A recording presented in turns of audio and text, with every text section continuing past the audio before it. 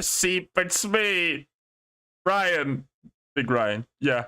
Hey, you got Rosa on the dial. I'm thinking to get everyone together for the kids. Yeah, I'm getting everyone together. Can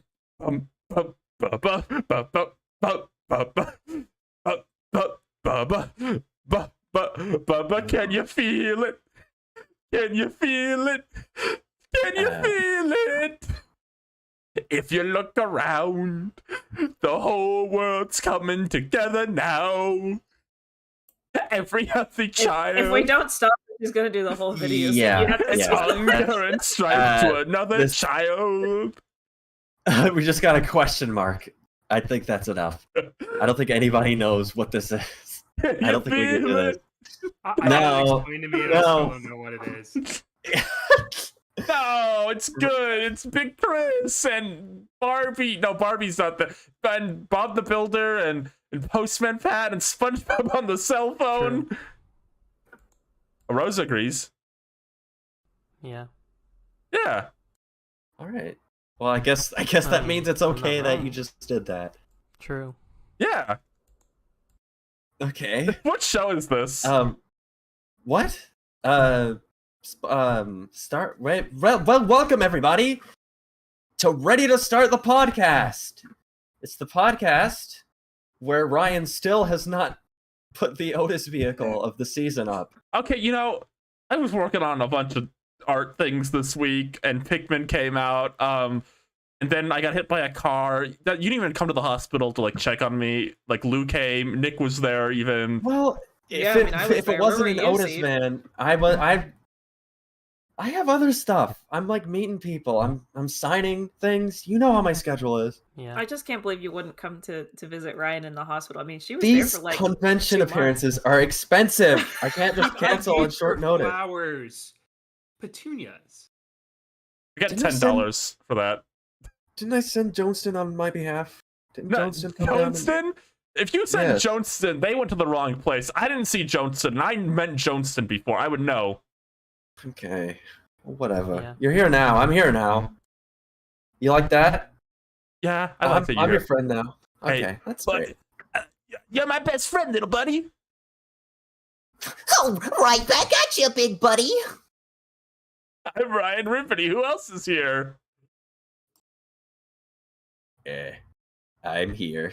I'm Seep. Yeah? Yeah. Yeah. Yeah. I'm here again. I think I went out the wrong door. I don't know why you're here, honestly, because this is kind of a full house right now. Yeah. I mean- Listen, I thought I was heading home. I turned a corner. I went back into another building, I guess, and then I was climbing a board, and I just saw y'all sitting here, and I was like, "Oh, hi guys." And then y'all just like started the show. You didn't even give me a second to sit down. Like, what am I supposed to do? Not be here? Anyway, I'm here again. I'm sorry. And, Oh. Who's our other regular? It's Rosa. Weed. That's true, Rosa. I mean, All I'm not right. wrong. Yeah. Yeah. You're but- always right, Rosa. Yeah. Who's our guest, though? Hey, it's me, Nick. Nintendo.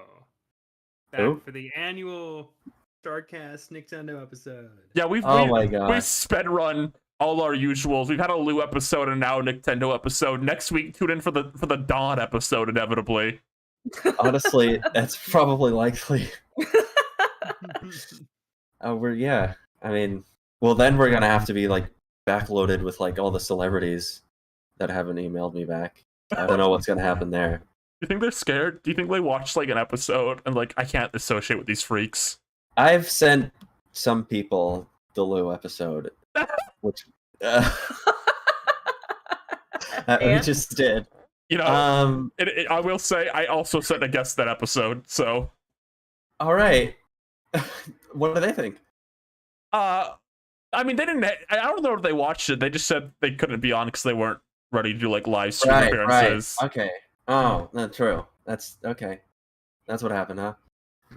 But Nick, what have you been up to? You released any awesome videos lately? You wanna promote or anything? Any Well, Futurama themed Ryan, I'm videos? glad you asked. Yes. I did put out a Fry. rather yes. That's right, Leela. Fry is in the Futurama video. Who else is in the Futurama video? Futurama. Bender? Is Bender in the Futurama video? Ooh, it's Farnsworth in it. Yeah. What I mean, about Zoidberg? I was mostly talking about Fry. that guy. Oh. What? Was Was there a Wordstrom in cameo on it? that? I watched that video. I I watched did it. too. Oh, cool. Was Johnny Two Cellos in it?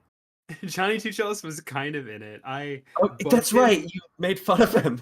Yeah. No, I DM'd him, and then I'm like, "Can I put in this video?" And then I DM'd him again, and 2 times I asked for his little avatar asset and his theme song, and he gave me every single version of his theme song. It's pretty funny, but my God. he left me on red twice. And we talk every day, so I don't know why. But this specific time I tried to DM him, he left me on red. But yeah, if you want to, I can give you his logo if you want. You can Yeah. mislead the viewers into thinking that Johnny Two Cellos is on the episode. Yeah, you know what? Go ahead and put him over me, like over my face. Yeah. Can we get the I still can we get the have- I still asset? have the file. No, yeah, just post it so Ryan can. Yeah, the extremely it. high quality Johnny Two Cellos logo. Yeah. Oh my gosh. So yeah, I mean, I guess that's introductions out of the way. That's phase one. I will You'll be say, surprised how long that usually takes. I recently have watched Futurama, and I've never watched like the movies before, like in that way, because Hulu has them in those like split up episode ways, and I've never actually seen them in that way before. And it's weird. I feel like if I didn't know they were movies originally, I wouldn't mind. But since I watched them first as movies, it's like really awkward to me. Like, oh, we're stopping here real Yeah. quick. Yeah. No, it was making that video was a little illuminating because just like Illumination. Oh my god. New movie. This No way, rainy it's day crazy. is It definitely has the temporary. minions in the Ryan, you put the Um, migration asset on the screen, right? For like when we're going to talk about that, right? Hey, Nick, You keep know, going. No, hold on. Really quick pin here. I do love how that y'all definitely did have a bit of a migrations discussion. Didn't we talk about it during the Mario movie discussion? When we only had like yeah, 10 we talked seconds about- of footage of it. It's Now like we have a full painterly art blown style. Yeah, we have like a full blown trailer now, and you don't want to talk about migration. It's from the creators of Minions. You know, It this- is? Wait no, a second. it's from the creators of Sing and Sing 2, the most important movies that have ever been made. So No. It's from the creators of Hop.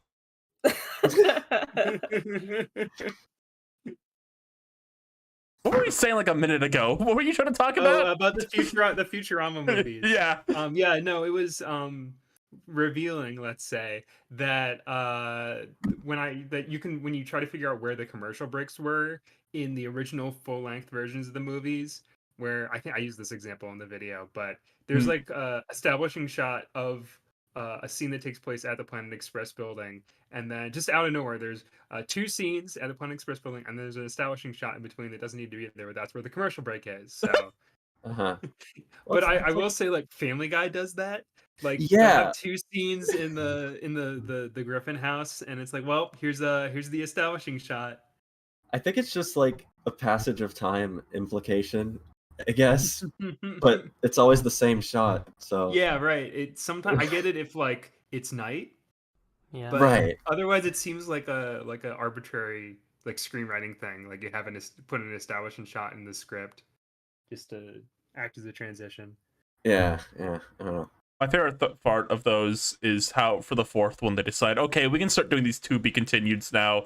Was that just like they got to the 4th one and they're like, okay, I guess now we can start doing these little fun little end animation to be continued things, because none of the other ones have them. I don't know. Maybe that's where they found out the episodes were going to be syndicated. Maybe. Like the deal was closed. I don't know. I love when Tiff plays his little instrument and then to be continued comes out. Yeah. Lay your fist down right now. What's the worst one? What's the best one of the Futurama movies? Oh, Worst Bender's Game, best Bender's Big Score. that's kind of like correct. Yeah, you know? I mean that's what I was gonna say too. So. I yeah. used to be pretty anti Beast with a Billion Backs, but then I realized Bender's Big Score isn't a movie. Yeah, that one's weird. It's weird because like I like a lot of the jokes in the first half, but like when in terms of like it being like a movie with a story, like it just goes all over the place. There's the Leela shot collar thing that like amounts to nothing. Oh, is that where like Fry? Is he like dating a bunch of people in that? No, that's Beast with a Billion Backs. What are we talking about? Bender's Best and Game. worst- yeah, we're talking Bender's about- Game. Oh, that's the one where Nibbler talks to them and they tell him that he forgot to erase their memories. Yeah. That's a great There's a- line. There's a lot of weird lore stuff in that one, like Farnsworth and Igner, one of Mom's kids. Igner is Farnsworth's son, and that never comes up in any other episode. Yeah. I wonder how they're gonna do that in the new season. Because like I feel like if you just bring that up, I feel like half the audience is just not gonna know what they're talking about. That'd be Right? funny. They have to reestablish that. You should just go, Igner, my son. No real reason to say that.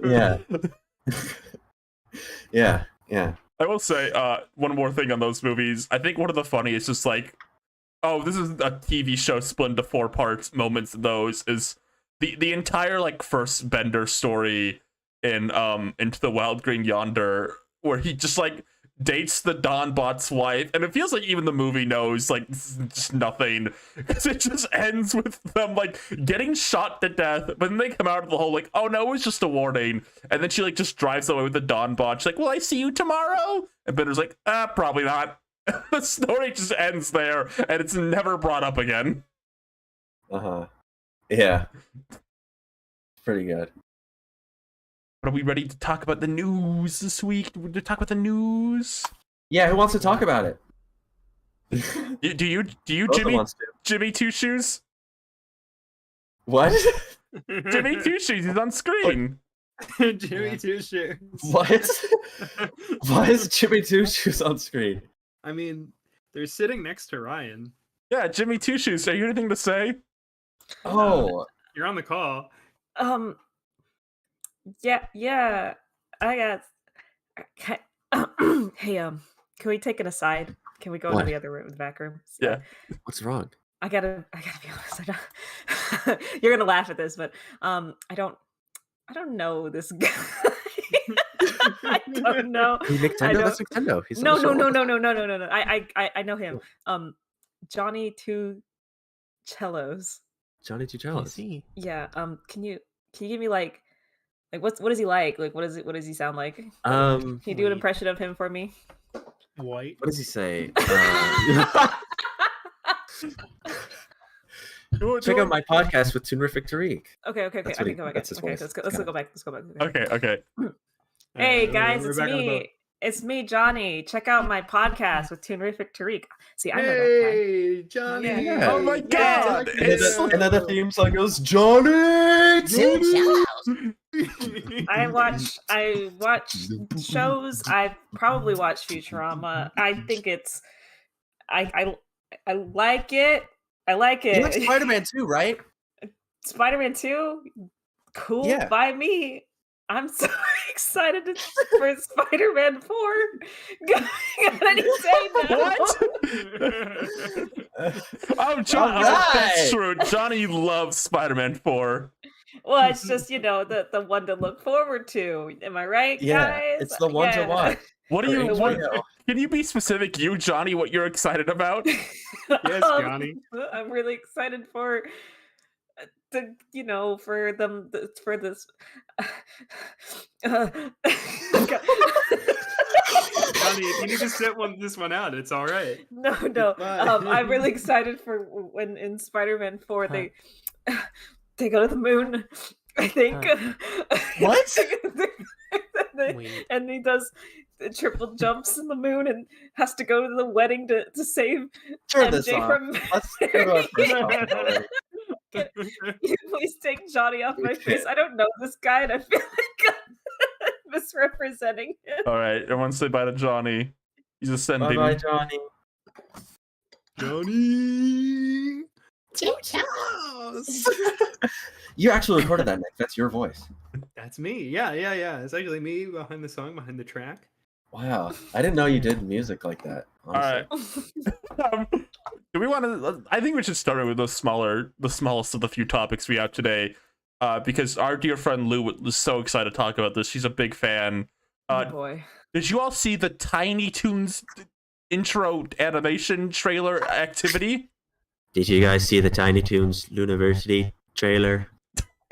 It's Tiny Toons University coming to this fall on Cartoon Network and at Stream on Max. Oh. Hashtag Cartoon Network. Hashtag Max. Hashtag San Diego Comic Con 2023. Wait, that's Hashtag actually- San Diego Comic Con. That's actually Hashtag coming Congo. to Cartoon Network. That's what it says in the tweet. I'm reading Is it it? Oh my verbatim. god! I don't even know what's going there anymore because they put all their stuff on Max or like at like early times on Adult Swim now. Yeah, the studio got shut down and everyone had to leave, and their whole company's being merged. The Cartoon Network. I mean, maybe I don't want to get topic. Cartoon Network, as we know it now, is probably about to just straight up not exist. So be prepared for that. Yeah. Yeah. Well, Die so by good hand. this looks cute. I know that there was a clip of this show released it was a bit ago. And there were some mixed reviews on it. I also watched it and was kind of like, meh, it looks fine, but I don't really care. This show's not about that. I only care about one thing, and it's I need to see more footage of Foghorn Leghorn.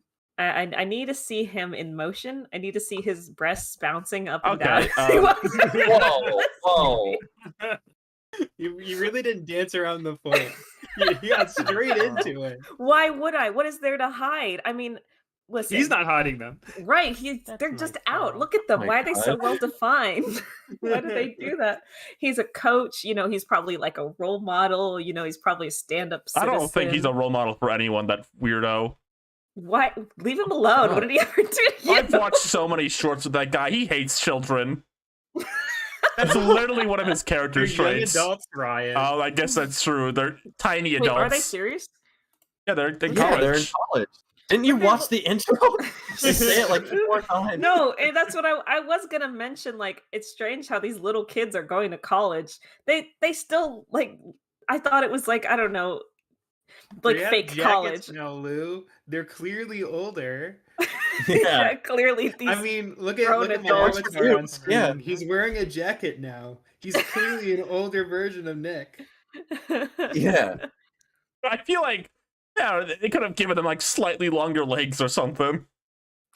Well, that's what I think. It almost feels like they're here. When you're a kid and you're doing like summer camp stuff, and sometimes you'll get signed up to do something at like a community college or something like that for the summer. It's like, Yeah. learn something cool. Like, I don't know, Looney Tunes adventures. And I thought that was kind of like the vibe they were going for. Like, this wasn't really college. They're actually in college. Okay, gotta sit okay, back hold down. on. To be fair, they're like Elmer Fudd sized.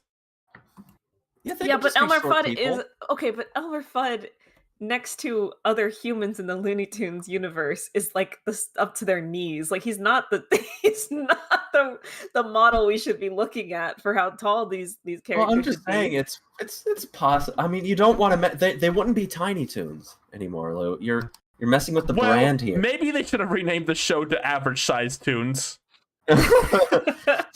We're average. We're toony. We're No. normal. We're all super medicated. Is that something? No. Well, why couldn't they have been Yeah. going to like high school or something? Why wasn't this a high school AU? They could have been I high don't school. know. I could have believed them as high schoolers if you told me they were high schoolers. I cannot. I'm looking at them. They are not young adults. They skipped two or 10 grades and they went to college too early. All of them. Maybe that's what it is. They're all gifted students. Yeah. Yeah. I noticed from the intro. I gotta be honest here. I didn't really ever watch Tiny Toons. Me neither. Oh, None of us did. not really. I Well, think. what the? I did. Okay. Yeah. None of us watched Tiny Toons. I mean, I've seen it, but it was never I mean, like. I'm If they not screw that this much up, older I'm than not a gonna lot of you, care. but I saw like reruns, you know, Yeah, Right. reruns kind of stuff. yeah. I mean, I'll be blunt. If they fuck up Tiny Toons, it'll just be like not Tiny Toons. Oh man, I'm gonna need a minute. Hey, but I heard there's new Tiny Toons. Is it worth watching? I'm Well, sorry, Gandhi. Does the hands? Elmira, where's Elmira? Babs and Buster totally got together, right? Oh, Gandhi, they're related now. Oh wait, yeah, that was the big thing. Like stupid people who care too much about Tiny Toons. They were destined to be together. The big controversy of Tiny Toons University. They wet woke. They're related now. Oh, males and females, they can't be in love anymore. They're gonna make one of them gay, and then that'll be like the end. It'll be over. Which one do you think is gay? The duck. Plucky? What is that? His name? Plucky Yeah. Duck? I was gonna make an inappropriate joke, but I won't.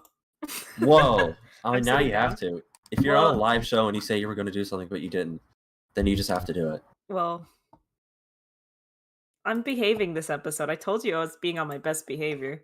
Okay. I can't Alright. cause any more controversy. It's bad for my brand. That is true. You kind of are on thin ice. I think you almost got us taken off the air last time. So I was gonna say though, I noticed like what's their names? Both the human ones aren't like really in the intro. Like you can see them at one point with like they're all bursting out of the building, but like they're hidden in the back kinda. Are they downplaying Elmira? We're gonna get less Elmira this season?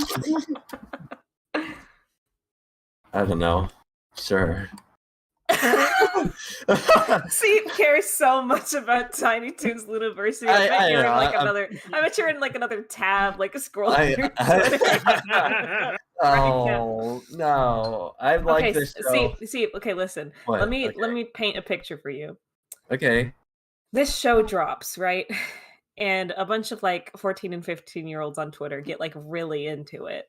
And you start seeing fan art everywhere. And then you start seeing people draw their Tiny Toons, Sonas, and OCs and stuff. And you're kind of like, that seems kind of fun. So you sit down and you watch an episode or two, and it's okay, it's fine, but you're more interested in the fan discussion. And you want to make your own Tiny Toons Sona. So you spend all night designing it, making it, look the best and the most unique. And then suddenly you find yourself growing in popularity in the Tiny Toons University fandom. What? Do you see it? Do you see this vision I'm painting for you? This happened to you with like penguins in Madagascar. I'm sorry. You know You what? can't hide. I'm checking back with you later this year to make sure that you're in the fandom, just so you know. Okay. Has Steve I ever do- been in a fandom? Me? Yeah. And we're gonna talk about Adventure Time. Kirby? Kirby? Yeah. I don't know, but like, has On Steve it. ever posted Well- about shipping discourse or something? No. I mean, I was kind of the last like fandom like I was really involved in was actually Adventure Time on like Tumblr, but it didn't go well, so I don't really participate in fandoms anymore. Neither do I. Retired fandom participants see. You Yeah. said that like the last interaction you had like left 20 dead and like the I site don't want to caught talk on about fire. the Tumblr incident. It's, I mean, you know how things can. It was not pretty. I was not proud of that. So When Breezy came out, I was never the same. yeah, no, but I keep a healthy detachment. I don't know. It's weird. I feel like fandoms are like, it's kind of hard getting a bunch of people where the only thing they have in common is that they like the same thing. No, yeah. I'm in the same I boat. don't know. Yeah, you know what I said. You were in the Yokai Watch fandom. DuckTales over here. That was my last Yeah. fandom. That was the The- trenches. Stuff always happens. So I think at a certain point in life, I'm like, I'm too old for this. Like, I can't care about any of this. I'm like 20 now. I don't know what these people are talking about. I like SpongeBob, Patrick. I don't know. I lost my train of thought there for a second since it became that. I will be keeping an eye out for Tiny Toons University news. I will be watching. You will be hearing. Yeah, this isn't a about my joke. opinions. I was there when she did this. She watched Looney Tunes Builders, the show for 3-year-olds, because Foghorn Leghorn was in an episode. He was in the first episode. He was in the first episode. Seep actually was the one who called that to my attention. I did. Yes, you added me. You said, Died look, of they good have the time. first episodes of Looney Tunes Builders on YouTube for free. And you specifically added it to me because you said Foghorn Leghorn is in it. So Seep was the one watching baby cartoons to begin with. Wait, hold on. Rosa, what do you think of Lou watching this first episode? That's nice, Carl. Thanks, Rosa. I really appreciate Rose's input. I Yeah. do want to question Ryan. You co-host a Looney Tunes related podcast, but you've not seen Tiny Toons Adventures. Ooh. Can I drop maybe a surprising Looney Tunes take? Oh no, here we go. I don't think I actually really like a lot of Looney Tunes like media after the classic shorts. I Oh like my the God. Looney Tunes short, like the Looney Tunes show. I love that. I think that's like Yeah. one of the very few like really interesting takes on the characters.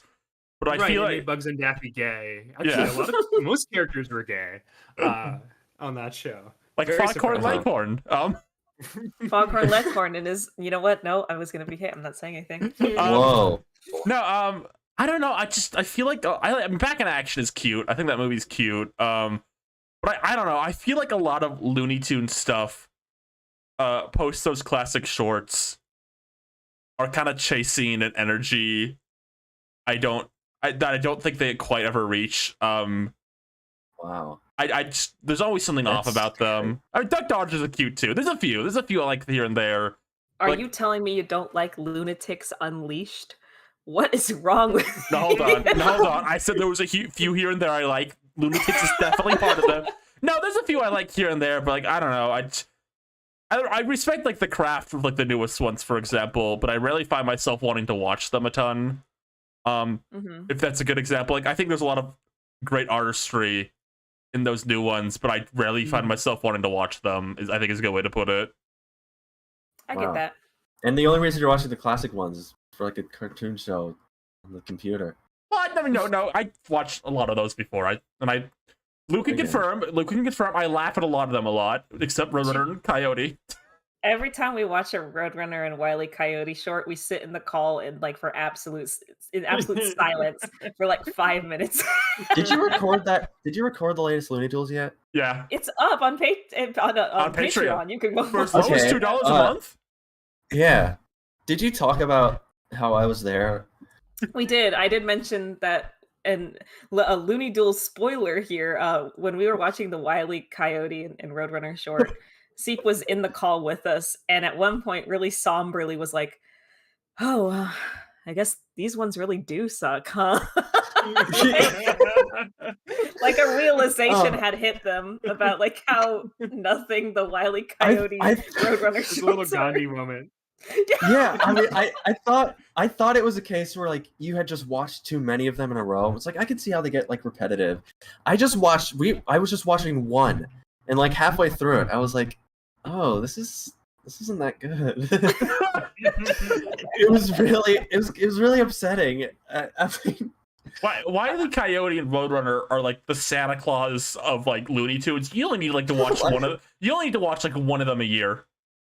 yeah, Yeah. I mean, I get the appeal of like, you know, if you play those in like the movie theaters, well, like you're piling in, like for the day, you're getting your concessions and whatnot, and then you're Like, just what kind of concessions? I don't know, you're getting like your like popcorn and Oh. your Nachos? your nachos with cheese and what else? I mean, Red something. liquor straw? Alright here, If you take it just for a while, like it just takes a little while. Alright, you lost me. All right, Can we stop talking about Looney Tunes, Luniversity, Tiny There- Toons? I think we have.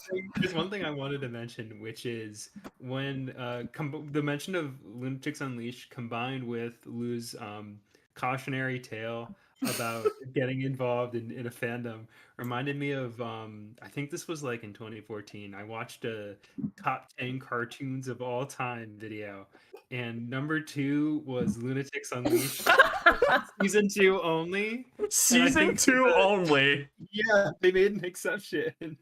And I remember it was the rant sona of this channel was the orange Daffy. I don't know what he's called. Dynamite Duck, whatever the character is in Lunatics Yeah. Unleashed. I'm sorry, I'm not familiar with the lore. It's okay. We'll forgive you. Go on. Yeah, we'll find it in our hearts.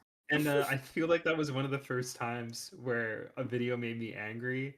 Not because of Lunatics Unleashed was number 2 of the top 10 greatest cartoons of all time, but because they said season 2 only. You can't make an exception like that. Yeah, that's fair. That's like, come on, man. I think Doug Walker did that. Not to be like armchair critic, but that is something I don't like on top 10 lists, especially when you're Ooh. talking like just like The Simpsons is the best show ever. Only seasons 1 through 8, like that kind of thing. Right. Yeah, Especially if you're doing a list where you're trying to be comprehensive. Mhm. Like you kind of have to, especially with those really long running shows, you kind of have to look at the bigger picture. Yeah, about them. When I talk about SpongeBob, my top 10 cartoons list, I'm gonna think of the later seasons and like hold my desk and like you're like me snap like a part of my desk. I'm like, oh sorry. I just thought of one course meal. I'm fine. But I start my desk. No, sorry. I just thought of a pal for Gary. I'm sorry. I love SpongeBob. You're gonna get a bunch of 12-year-olds in your comments telling you, what is it, New Bob fans? I don't know. I don't fucking know. I don't care. No, that's you know what? I don't fucking care. Lou. That's Mid Bob. There are no Mid Bob yeah, fans. come on, get with Sorry. Do I look like I know these things? Let's all become the world's first mid-bob fan. Honestly, I think we could do it. We could become like Aaron Springer Samurai or whatever. What? Like that. We need to have like a name for us. You know, Like the Springer Il Consomme. The Springer okay. centuries. You know. Can I? We gotta admit add something? the Springer cheeks to everyone's profile pic. Yeah, that'll be on our Mid Bob podcast that we do in 5 years. We'll be in Aaron Springer Cheeks art style. That's a video idea that's been on the back burner for a while. Looking at that, I don't know, 4 through 8 or 9, because I'm sure some of those episodes are good if you approach them from the mindset of this is not really SpongeBob. This Especially is if a you have, different like, show. Yeah, this is a different show, especially if you have like because a lot of the jokes are just post-ironic, trying to waste your time. Mhm. Right. Like that the one where Mr. Krabs thinks SpongeBob stole, like picked up a penny, and there's Oh a very my long God, sequence of him that's- picking it up. They I play it multiple times. Yeah, remember being a kid and being mad at that episode. Like actively mad, like they were doing that. Yeah. That is the interesting thing about long running shows. Is like oftentimes it's like not even one show; it's multiple different shows in one show because like writing style and people change and come in and out. SpongeBob's Right. like 3 different shows at this point. I mean, Yeah. not to bring it up again, but having semi-recently finished all of Family Guy in a short amount of time, that is like 2.5 different shows. It's so different. The last like couple of seasons are so meta to a point where it's like you can't take anything seriously at all, and like they really cut back on like the kind of, I don't know. There used to be a lot more musical numbers in that show. Oh, there no. aren't anymore. Oh yeah. Seth No more MacFarlane of isn't Seth MacFarlane singing. break it up, Frankie. Do you think him like sort of stepping back a bit as the show went on decreased those numbers? Oh yeah, Because definitely. I feel like he was really like the very like theatrical Well, guy. that's the Like, thing about Seth is like if you kind of look at like his early history and like production and stuff. Like he's a big nerd and he likes musical theater, and like that's just he's an asshole and all that, but that is true about him. So My sorry, God. but and you can really kind of tell like the people who I guess like started to, you know, take over in those aspects, you know, thought of Family Guy differently, and now he just kind of comes in and does his voices and checks out. One final thing, I want to ask Rosa what she thought about Tiny Toons. Rose, what did you think? I do not care for the Tiny Toons. Huh? Nope, I do not care for them. Yeah. I saw the Money Pit. Okay, thank you, Rosa. It's very interesting. I did not think she would say that. Yeah, some of the words were a little surprising, but that's Rosa for Yeah. you. Yeah. Who else but Rosa? Am I right? Rosa. I guess before we can kind of. This was kind of Comic-Con related. Did they show this at Comic-Con? Was that there? What? Tiny It's in the Toons? hashtag. It's in the hashtag. Okay, well, I'm sorry. There's one other, I think, Comic-Con thing that we're most going to talk about, but was there any, see, you were there, was there any kind of other animated themed announcements you think would be interesting to talk about, like Gumball's new voice actor from Big Mouth? Did they announce that? Was that a Comic-Con Oh, thing? no. I thought you were talking about The Amazing World of Gumball. Yeah, this happened to me multiple times. Oh. See, Oh my God. when you tweeted out and Ryan just saying it. Oh my god, I thought they announced Amazing World of Gumball new voice actor. Yeah, I mean, it's probably gonna happen because I mean, yeah.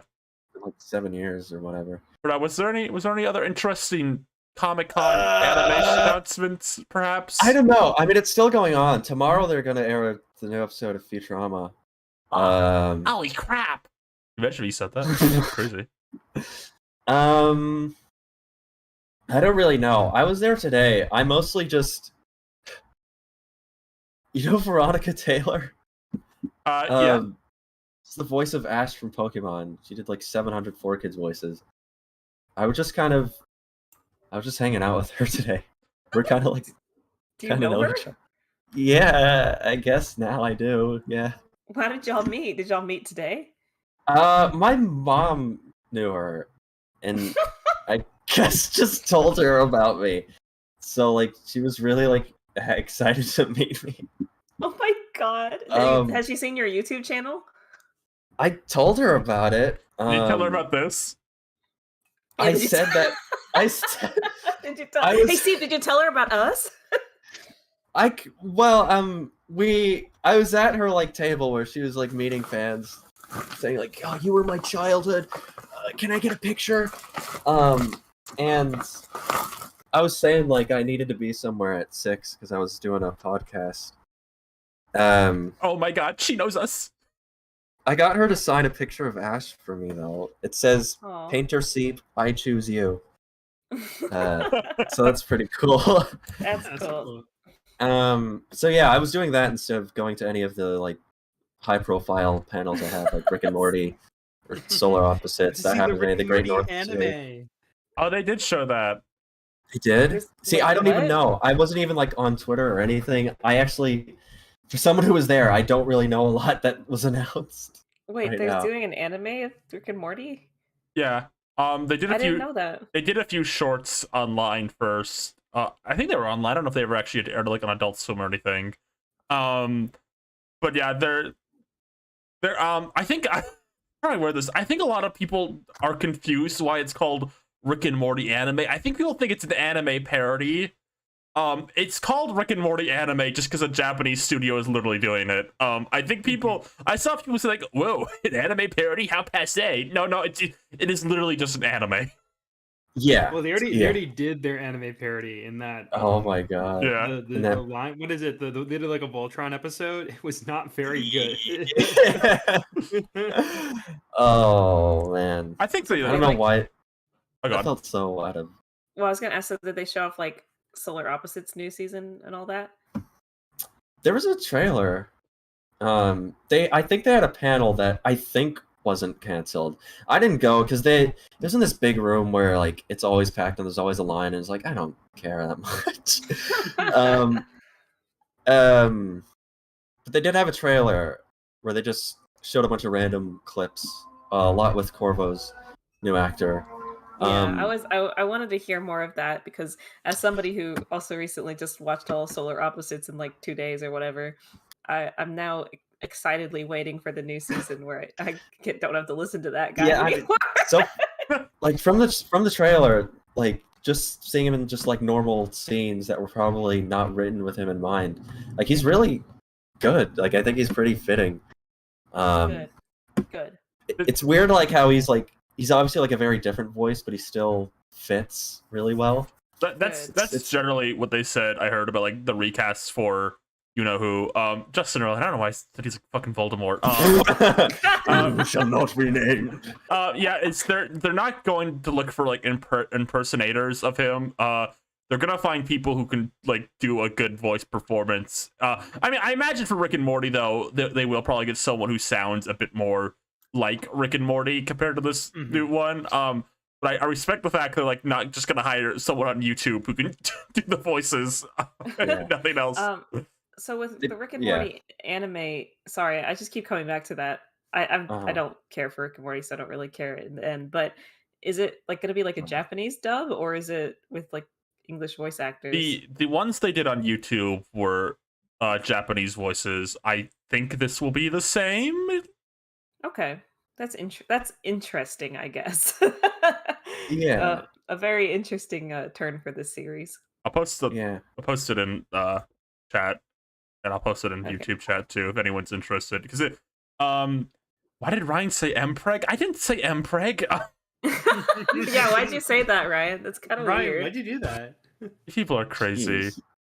Jeez. The art style reminds me of the name of him is slipping. It's the person who directed the Food Chain episode of Adventure Time. I don't know. I don't think it's him doing this. But, like the art style reminds me of that. Oh yeah, like Science Star. Yeah. I don't know how you say his name. I don't. One know. of us will do it. Yeah. What are the other stuff that has he done? He did some animation on. Oh, I looked up Food Chain. Like I was just gonna find the Adventure Time episode immediately. Uh-huh. Let me get his name up. Masaki Yuasa. Yes. I'm assuming that's how you. He did the Masaki Food Chain Yuasa. episode of Adventure Time. Let me go down to his filmography because he's done a lot. He did the movie Mind Game. If you've seen that. He did an episode of Space Dandy. He did Ping Pong the animation. Oh, it's the. Oh, I know exactly what you're talking about now. Okay. Yeah, he worked on. Timer Yeah, guy, it's a right? very distinct style. Yeah. I don't know if he's Yep. working on this, but it looks like it reminds me of his stuff though. Yeah, Yeah. it's very reminiscent of that. Okay, yeah. I know exactly what you're talking about. Speaking of Yeah. Mpreg, did anyone see the Venture Bros movie? That's a really scary comment. I thought it wasn't out yet, or did it just come out? It just came out today. Oh shit! I gotta watch Yeah. the whole show first. Yeah, I gotta watch you don't got a lot of time. I couldn't believe that. Just a brief tangent for you to Fiona and Cake. The Venture Bros movie came out today, and at the same time, it was announced to be taken off HBO. Oh, I'm sorry, Max next month.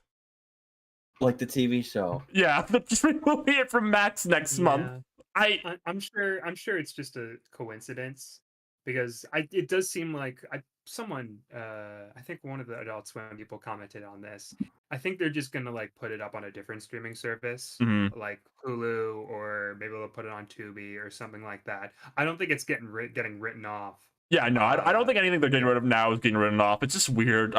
Because I know their whole thing is they want to get rid of shows that were, I don't know, cluttering their streaming service. What they said, like they make some weird choice. Like I think Steven Universe the movie is like getting removed too. Mm-hmm. And I think that's a there's weird no one. way to there's no way to watch like the last 20 episodes of Clarence. Oh my god, is that true? Is it not even on Hulu anymore? On Hulu just never finished uploading all the episodes. Oh my god. Same with Steven Universe. That last season was never on Hulu, and I don't think it's. I think it might still not be there. Steven got a physical release though, right? Like that whole show That's is true. Yes. That's good for that at least. So I don't know. I don't. It's not a hot take to say the state of streaming is a mess, but it was a bit of a mess. Can you even watch OKKO anymore? Is that still on Hulu? Have they gotten rid of it there still yet? on Hulu. Yeah, I think still they on they Hulu. put it back. I think. Getting rid Yep, of the Steven movie. Steven Universe the movie is so weird because like wasn't there like a report pretty recently Steven Universe is like one of the most watched things on Max or something? Like I don't know. I think Yeah. it was one of the most in-demand children's shows. Wow. Good for you, Steven. He Oh, did thanks, it. guys. We did it. I'm the most demanded guy on streaming. Have some pizza, Steven. Oh, cheeseburger backpack! They're gonna just announce tomorrow, like we're getting rid of regular show at Adventure Time too. All we're gonna have left is like the Flintstones. Diet Yeah. of good cunt. Oh my god. Uh, That reminds me, I did get to see. That's news. I got to see a sneak preview of the new Teen Titans Go episode. Whoa! Wait, Oh my wait, god! whoa. You got to spoil it all. yeah, Okay. plug your ears, know. plug your ears, everyone, if you don't want it No, spoiled. wait. Hold on. That show's What? still going? Yeah. Really? I mean, they got no I'm not reason to trying stop. I'm not trying to be like mean about it. Genuinely did not know that. How many Yeah, they're on like Hold on. season. Go ahead. 8 Go or ahead and spoil something. the. Go ahead and spoil the show. I'm gonna look something Okay. up really quickly. on So- Google. Hold on. Basically, Kind of a big deal. Sorry. imagine Teen Titans Go in the multiverse. Oh my. Okay. So, yeah, they're doing the normal Teen Titans Go intro. Then it starts looping, and then they're like, "We got to get out of here. What's going on?" And they find out. Guess who's behind it? Control Freak. Oh. So they have to chase Control Freak with his magic remote. Then they go to the Flintstones world. You gotta be kidding me. Yeah, I'm serious. I'm dead serious. Fred Flintstones, he slides down the dinosaur. He goes, "Yabba dabba doo!" And I almost thought for a second, like Pibby reference, maybe. But no. The Teen Titans Go. They end up in the Flintstones world, and they have to like chase Control Freak around. And Control Freak's like, "You'll never catch me, Teen Titans." They go to Scooby Doo. Okay, that's cool. They go I to love the Scooby that. Doo intro. Yeah. And basically the whole thing ends with them. They actually visit. Get this. You're gonna freak. You're gonna have a nostalgia-gasm when you hear this. Okay. The Teen Titans Go visit the original Teen Titans universe. Haven't they done it like 8 times? They visit the original Teen Titans universe. They go to the original tower. And they talk about how cool they used to be. A little self-deprecating. They're not afraid to jab at themselves. Those Teen Titans Go.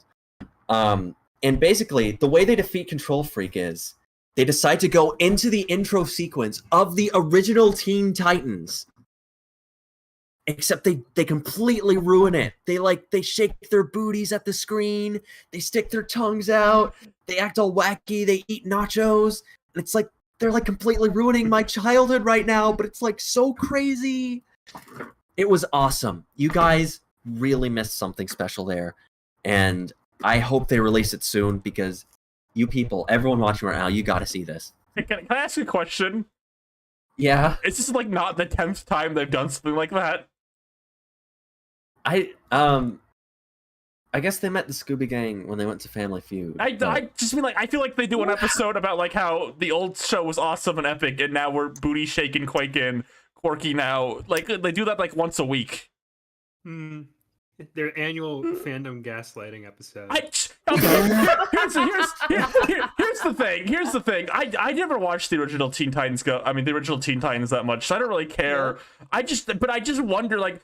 Do the 6-year-olds at home understand this? Like, do they get this? Like once is like fine. Like they earned one at least. Like those guys, they earned at least one.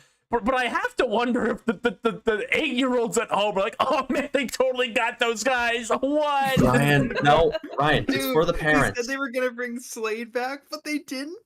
I know who Slade is, and they didn't bring him back. I'm so mad. Yeah. I just want to know. Dude, I don't know. I hate when like baby shows do that. It's like, oh, do the 6-year-olds at home understand like the online fandom you're attacking right now? Listen, it's not always Well- about the 6-year-olds. I was Googling some things. This show has been going on for 10 years now. And I have to imagine, like, the kids who first started watching it, they're like, if they were 10, they're 20 now. If they were, you know, that that's just a long time. That's just a long time. Okay, Yeah, that's all I'll say. yeah.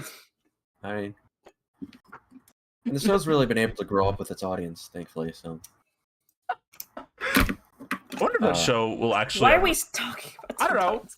I don't know. It's just. Do you think that she'll ever actually end? You think they'll just one day like, okay, that's No, enough. it's a SpongeBob. It's a SpongeBob. It's not going to.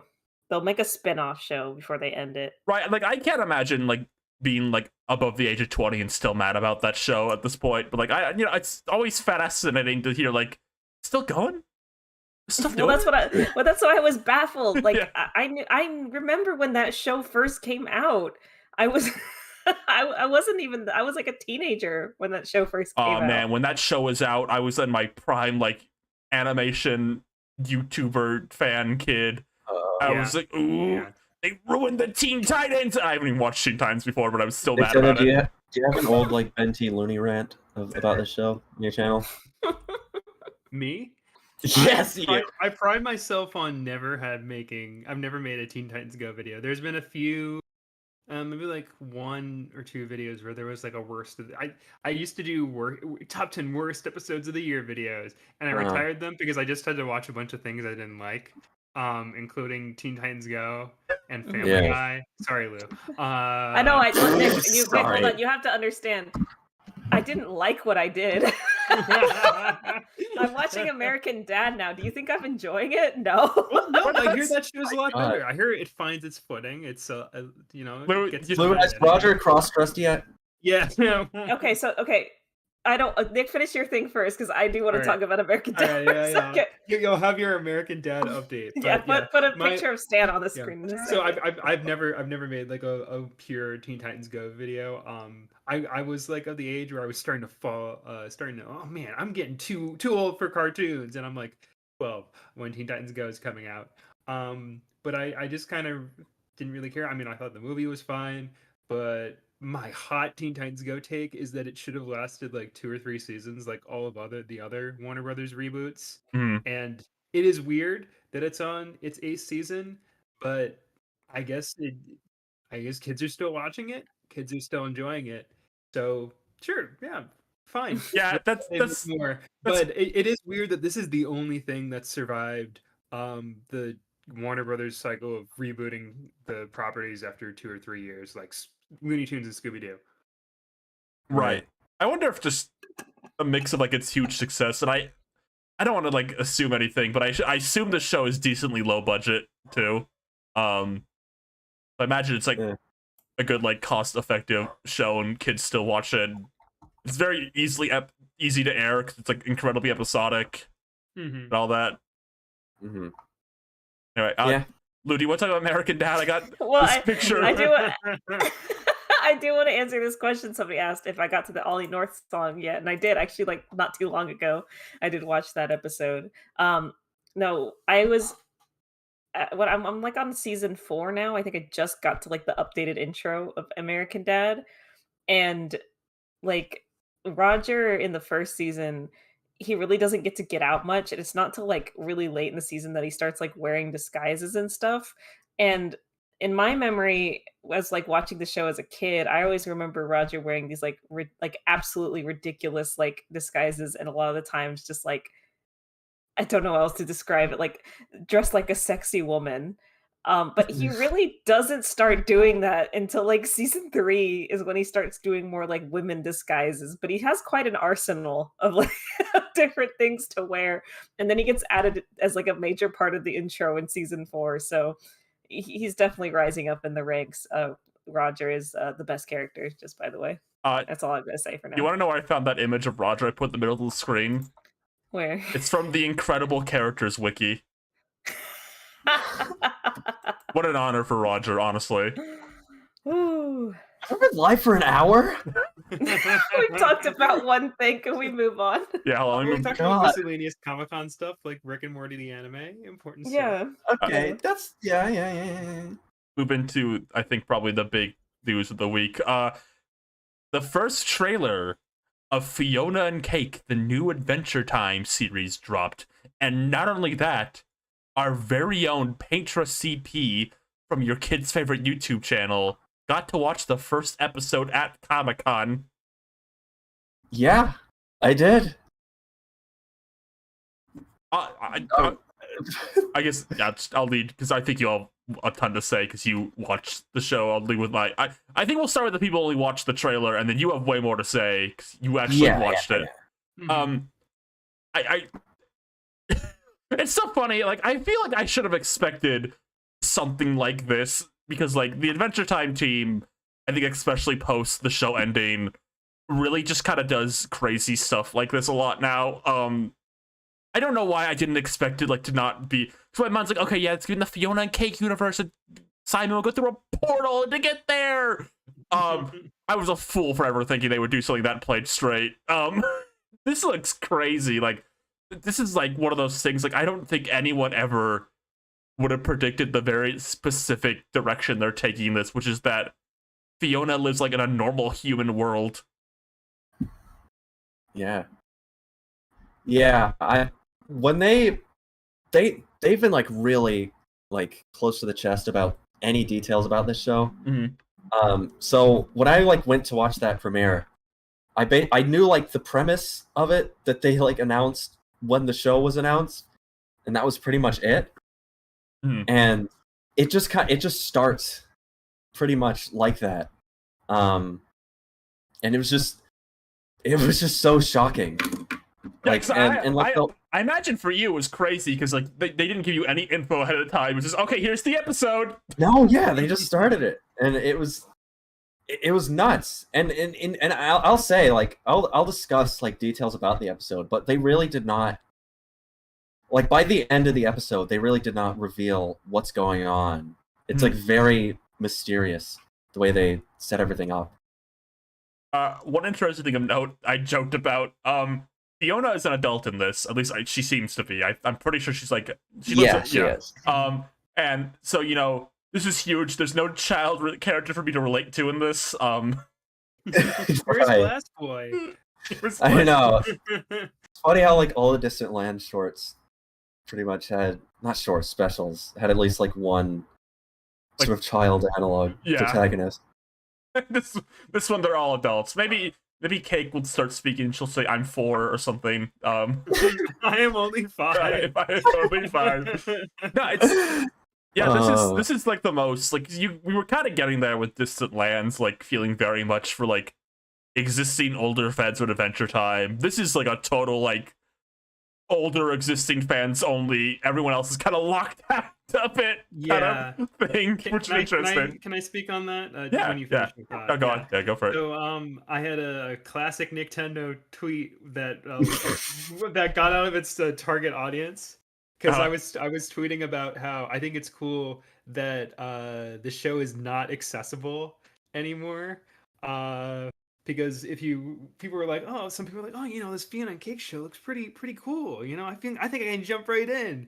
And people in the comments are like, here's a laundry list of episodes you need to watch Fiona and Cake, and all the Fiona and Cake episodes, and all the Simon episodes, and all the multiverse episodes. And I remember feeling the same way about the final episode of Adventure Time, the Come Along With Me, where people were like, I'm just gonna jump into this finale because they were heavily promoting it.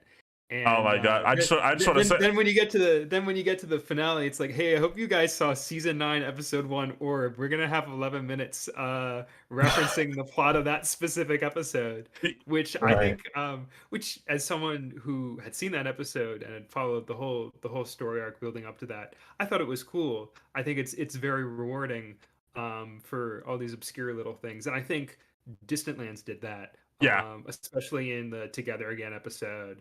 Although I think Distant Lands was a little bit more. This is for like a wider audience, especially in the tone of some of the episodes. Like the Wizard City one, felt a little more not like this is for kids because it was still pretty much PG.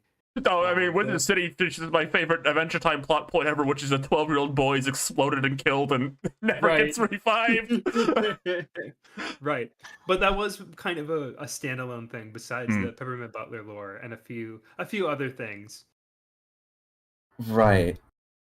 And yeah, I think it's really they had like a panel like the day after the premiere where like Adam Muda was like talking about the show. And he was saying that this was like specifically something like this wasn't a case where like the network was like asking them to think of new Adventure Time things. He says he has like multiple different like things that he can pitch, but this was just the one that happened to get picked up. And I really get that sort of sense where it feels like, because like the original show was always kind of, its world was kind of just almost an excuse to just kind of do whatever creative stuff they wanted. Right. Like there was never really one central plot necessarily, just tons of world building. So I think it feels like this is kind of in line with that, where they're just kind of going to use this new show as a way to just keep surprising people and just keep doing cool, just fun things, I guess. That's always been, I think, the best part about Adventure Time, and I think I talked about this a little. I think there's a lot of things and shows that I like, and like series and games and shows that I like that I think I could totally admit just go on for too long and at some point lose what I like about it at a certain point. I'm of the belief not everything needs to last forever and get a million sequels. Sometimes it's okay for things to just end. One of the things I feel a bit grateful about with Adventure Time is I think it's managed to really keep like the appeal of it alive to me. And I think a lot of that is just the base of what Adventure Time has always been, is just like an outlet to tell like weird and like interesting stories and like locations and stuff. Like there's like they keep that up pretty well, and I think this looks like it's continuing that like just weird, interesting stories that I think the series excels at. Yeah. Like, you know, I would never say regular show needs to come back. Maybe it's a hot take, but I like regular show, but like I can't think of a single reason why you would need to bring that show back. For example, and if they did, I'd be like, well, sure. But like, I think Adventure Time and its world and characters and just everything about it is like, yeah, you could just keep coming back to this and do like a new weird thing at a new weird location, and it will probably be good most of the time. Let me get this straight, Ryan. Yeah.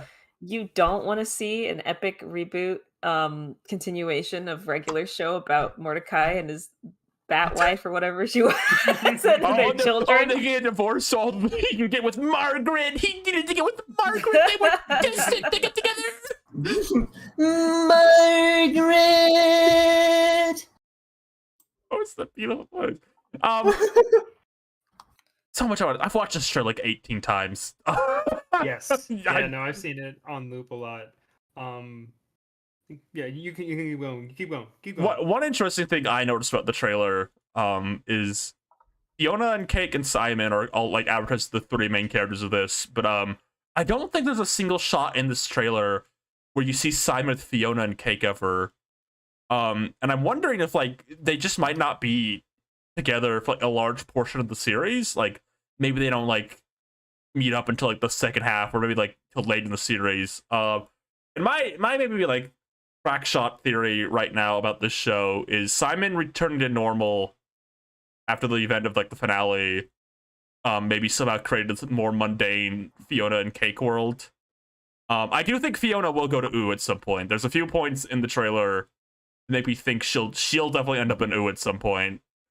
But I'm interested to see what actually happens. Yeah. I will say the trailer they released made me interested. I like Adventure Time. I watched it growing up. I enjoyed it. I have seen Together Again. I liked that. But when I heard like, oh, they're making a Fiona and Cake show, I was like, I don't really care.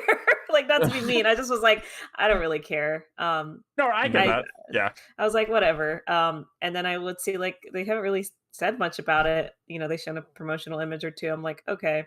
And then I watched that trailer and I was like, okay, I care now. Yeah, I'm stepping into the room now. I get it. Like on a very surface level, like if you just said they're making a Fiona and Cake show, like I said, like I mentioned, okay, Simon will go to the portal, end up in the Fiona and Cake world, we'll do some Yeah. adventures in there. But no, again, like it was foolish of me to expect the Adventure Time guys to do like the played straight thing. They were gonna do something insane always. Yeah, it's so funny how like their big like Finn and Jake will meet again now. That big special and what that actually ended up being about. Right. Yeah. I am so grateful that they did not show anything about together again before it came out. Like they did that, like seeing that for the first time and like when Finn and Jake are dead and they're on screen. That was like an actual like jaw on the floor moment. Like, oh, okay, that's what this is about. Yeah. But speaking of Jake being dead, Jake is probably dead in this show too. We know Finn, Marceline, and Bubblegum are in the show. The synopsis for the show mentions Marceline and Bubblegum, and Finn appears on the poster and in the trailer for like a second, which is interesting. This seems to be a bit after Obsidian in particular. They both seem to have gotten a bit older. Yes, they showed a clip at the panel of it was like it seems like the first scene that Finn is in. And yeah, he's like it's sort of like in between when he's like an old man in Together Again and when he's sort of like a young adult in Obsidian. Yeah. It's Sort of probably in been between like that time. 10-ish, 15-ish years, probably in between. Yeah, I think in the panel they said 12 years, but I don't know Okay. if Yeah. it was kind of off the cuff. I don't know if they're like super concrete on that or not. Yeah, I just spinning off of that absurd, like Adventure Time just kind of drops like, yeah, Jake probably didn't live much longer after the show ended. And you have to kind of stew on that. Like you don't know when he died or how he died. And I think they'll never reveal that. Like that's something I think they're always gonna like kind of be coy about. But it's crazy they dropped that information. Like, yeah, Jake probably died a bit after the show ended. Yeah. I'm a big fan It's of crazy. the Steve Wolfhard "This Is How I Think Jake Died" comic. Yeah. Just because it's incredibly yeah. morbid, but also something the show would do. Yeah, I really like that. I also like the Steve Wolfhard Fiona and Cake logo that they made. When they first showed that, I wasn't sure if that was going to be the final thing. It's just He's really back on the show, silly right? looking. Yeah, he's like a supervising director, I think. Okay, that's cool. So he's kind of been promoted. Well, speaking of people back on the show, Rebecca Sugar is doing a few songs for this one. Yes. Oh wait, should I do my my Steven Universe? Oh no, just gonna review it. Oh, no. Steven Universe. Just gonna make making it woke.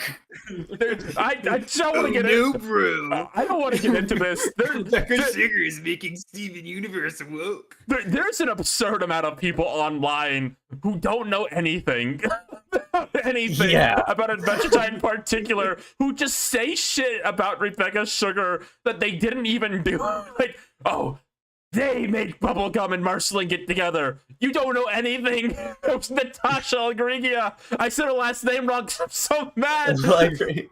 Is it Allegri? How do you say Allegri. her Yes. last name? Okay.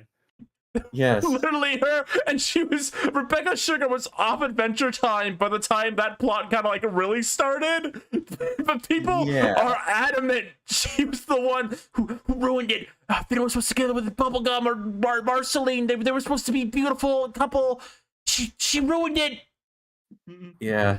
I mean, just because Rebecca Sugar just becomes I don't know what you call it, a pariah of animation right now. Yeah, it's just kind of the kind of person you point to just blame everything wrong with Western animation. I bet the Because regular it's easier show. to blame one person. I love regular show. I bet JG Quintel hates Rebecca Sugar because I do.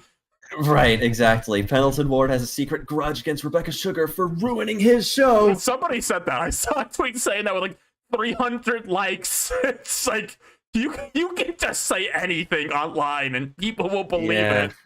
It's kind of disheartening, honestly. Yeah, it is. It's awful. But I'm glad. I know Rebecca Sugar is gonna write some bomb songs for this show. Oh, I know. I Some real bops. yeah, I wasn't sure. Someone like asked me if I thought that would happen. But I think Rebecca Sugar just loves the show. Like they just seem like just kind of an eternal gratitude for it. Right. I mean, I don't think they did anything on Distant Lands, did they? No, probably. I don't know, probably like a production reason or something. I don't know. I think it's because Future was probably rapping. Yeah. In Right. production. Yeah. That's what I figured. You think they're like, oh, we got Donald Glover back, and Rebecca Sugar's like, all right, I'm on. I'm gonna write a song for Donald Glover again.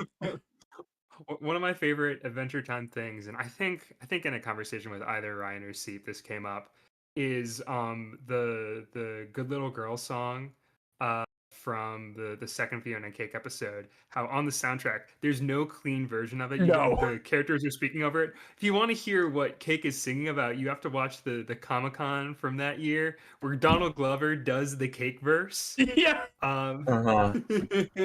A lot of cartoon soundtracks do that. The Bob's Burgers like soundtracks do that too. Like they'll keep dialogue in over like some parts of the song. It's like, I want to hear the song. Yeah. I wonder if it's, I don't know. Is it like a deal where like the people making the music don't have? I mean, obviously the audio is like kind of cleaner. You must have like all the audio tracks. I don't know. I got no idea. I don't know. I think I heard like Tim Kiefer, the guy who does the Adventure Time music. I think he had to make that whole soundtrack in like a short amount of time because they only ever released the soundtrack like once the show had ended. And I think I feel like it was pretty soon after. Yeah, it was so I don't know, maybe couldn't. Yeah, so I don't know, but yeah, they also do that in the "I Remember You" song. Like That's right. Yeah, you have to listen to Finn go. What is good, Jake? Going. What is going on, dude? Yeah, it's a bit of a shame, but I guess as consolation, we do get the full version of Everything Stays. Died of good cunt. That's right. But That's right, Rosa. Exactly, Rosa. Kind of an interesting. Speaking, we mentioned him earlier. Donald Glover is back for this. He will be doing Marshall Lee. Neil Patrick Harris never came back. He never came home. He was in. He was in the second episode. Okay. Where he had like, I think he probably had like 5 lines, and then Marshall Lee came in and he left.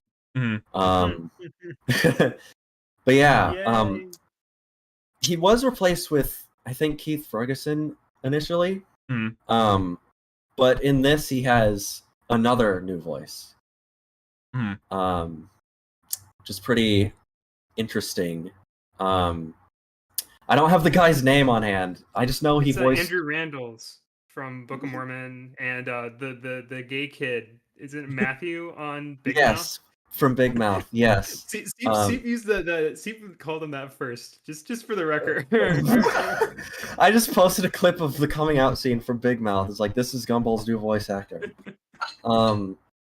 Which I mean, I'm not to slander him or anything. Prince Gumball. Not the Prince blue one. Gary Gumball. They revealed his name is Gary too. It did? Oh my god, huge. Yeah. Huge news. I just got back from the SDCC Comic Con panel, and they just revealed Gumball's name is Gary. Yeah. Yeah, I just think it's interesting that they decided to cast him with a gay actor again. Not gonna build on that. I'm just saying I think that's an interesting decision to make. Make of that what you will. I do think it's really funny. Like, Donald Glover's like a huge actor now, like a huge name. But it's so funny. He always comes back to do voices for like this weirdo little cartoon show all the time. I'm glad, honestly. I think he feels pretty quintessential. Just I don't know. He does a good performance, but he's also like he's got the singing good. I'm really glad to see him. I love like the new like human design they have for him. It's honestly like oh my gosh, it's just cool. I sort of talked about this. I like how I talked on Twitter about this. I like how they've kind of like retroactively like tried to reinforce like Marceline or Marshally are black, which I just think is a cool thing. I mean, obviously, like initially when they designed Marceline, they probably didn't have that in mind. But Right. I just like how like because Marceline was casted, Olivia Olson, she's black, so I kind of like how they're kind of doing things to sort of bring that to the forefront, because I'm sure there's a lot of people who probably don't even know that. Right. So yeah, it's just cool. It's just a cool little thing. I like it. I repressed the memory of White Marceline from the early Adventure Time comics until you posted it. Can we get White Marceline on screen? See, can you please? send me that Please. image? Can you send me that image? I'll put it on okay, screen. let me get White Marceline for you. Thank It's you. funny because I definitely own that comic. I think that's like the first arc of the mainline Adventure Time comic series. Yes. That comic goes places. I have an extensive knowledge of just the mainline Adventure Time comic, the one that ran for like 75 issues, because that's the only one I collected. I know there were tons of miniseries, but I was it is really funny that while Adventure Time was getting extremely existential and grappling with these funny themes, these huge mind-shattering themes, the comic was like, oh, Jake ate Finn, and we're gonna have an adventure inside Jake's tummy. Yeah, I mean, it kind of is a losing battle to try to compete with the lore of the show if you're not involved with any of its writers. Yeah, I was totally on board with it. I love a lot of those. Ryan North was the writer for the first like 30 issues Yes. or so. He did like Squirrel Girl. He's writing Fantastic Four now, and I love his style. I love that he puts like footnotes at the bottom of the panels. Yeah. I mean, they're pretty fun comics. It's just always like awkward. Like sometimes, like White Marceline is a case where like they try to incorporate a little bit of lore, but it's just completely I'm just looking at it right now. contradictory. It's fucked up. Right, yeah. And the first arc was The Lich is Just Back. Yeah. And don't they like throw him into the sun? Yes, they threw the Lich into the sun. And they also filled in the giant crater in the earth. Yeah, with sand. With sand. It's like, Yeah, we have a yeah. new world to visit now. It's just like Is that real? that is Yes. completely real. Yeah, that's That is really- It's all absolutely- in the first 4 issues of the That's comic. really funny, actually. We have a new world. It's like the end of Wander Over Yonder. It's like, oh, we got all these new worlds to explore, and the show ended. They never explored those worlds. Yeah. Yeah. Speaking of shows with Tom Kenny in it, Oh my Simon God. Simon is gonna get baby girled so hard. I'm ready for it. I've already had friends DMing me about this who are big Simon heads. Yeah, Ice King and Simon are like both those. They're the same character, but like those two are probably my favorite Tom Kenny performance ever. I think you get like a really good best of both worlds, like because Ice King's like kind of a best of like his silly kind of voice, like his crazier voices, and then with Simon you get to hear him do like a performance he doesn't really get to do a ton, which is kind of more down to earth, like kind of straight man kind of character, like a tragic character too. And you don't get to hear Yes. Tom Kenny do that. I'm trying to think of the characters he's voiced. The closest, like Fry's brother, is like the closest I can think of off the top of my head. Right. And he's like really good at it. Is the thing. So I'm excited to see more of it. Yeah. I mean, allegedly he said at a convention that it was the most emotional thing he had to record was this Fiona and Cake show. And you kind of see hints of that in the trailer, which I'm really, really interested to see. So that is kind of that's a tall glass to fill. What he's I saying. was kind there. of disappointed that when people were saying, "Oh, this is the most emotional Tom Kenny performance," people weren't responding with like random SpongeBob clips where he breaks his spatula and cries uncontrollably. Oh Yeah. man, all the SpongeBob crying in the sand.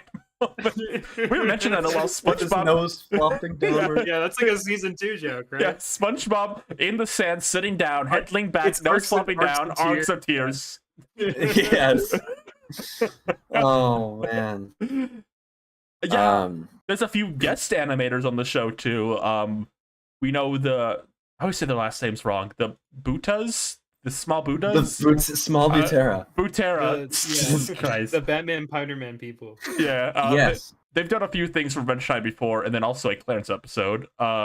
They will be Yeah. on this again. I think we might even get a look at the scene they do in the trailer. Yes, Really? it looks like it. Yeah, The, there's the yeah. one of Ice King looking guy on the piano looks Yeah. like the Oh. Beyond the Grotto, whatever their Yeah. Adventure Time episode. It looks like it's a similar style.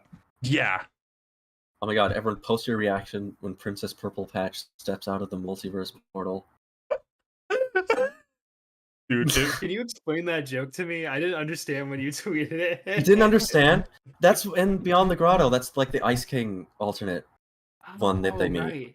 Where like It's been a in while since I saw that one. yes, and they're like she like sends the purple stuff on them and makes Yeah. them hallucinate or whatever. you know what I'm hyped for? When Patricia the Punk appears.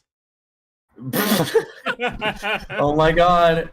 I mean, it could happen. I mean, inexplicably, Pete the Punk was in Obsidian. I think that was a pretty hype moment for all of us. Can't believe they put such a fucking like Z tier Adventure Time character on Obsidian.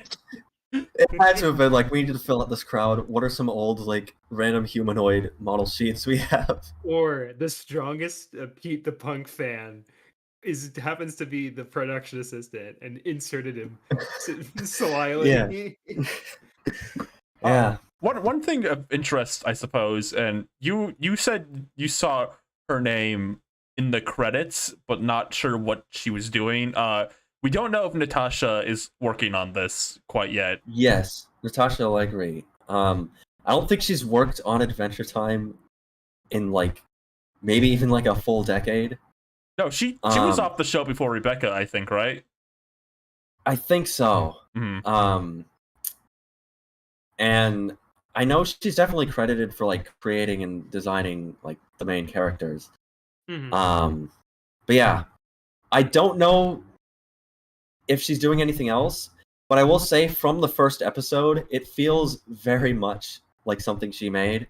Mhm. Oh, that's So I think at the very least, I think probably they definitely took inspiration from Bee and Puppy Cat. I'm sure. I Like, wouldn't be surprised if they talk to her at some Mhm. point. Like, when they had the just the idea of an adult Fiona working like a minimum wage job is very being Puppy Cat, just being mhm. stuck in your 20s.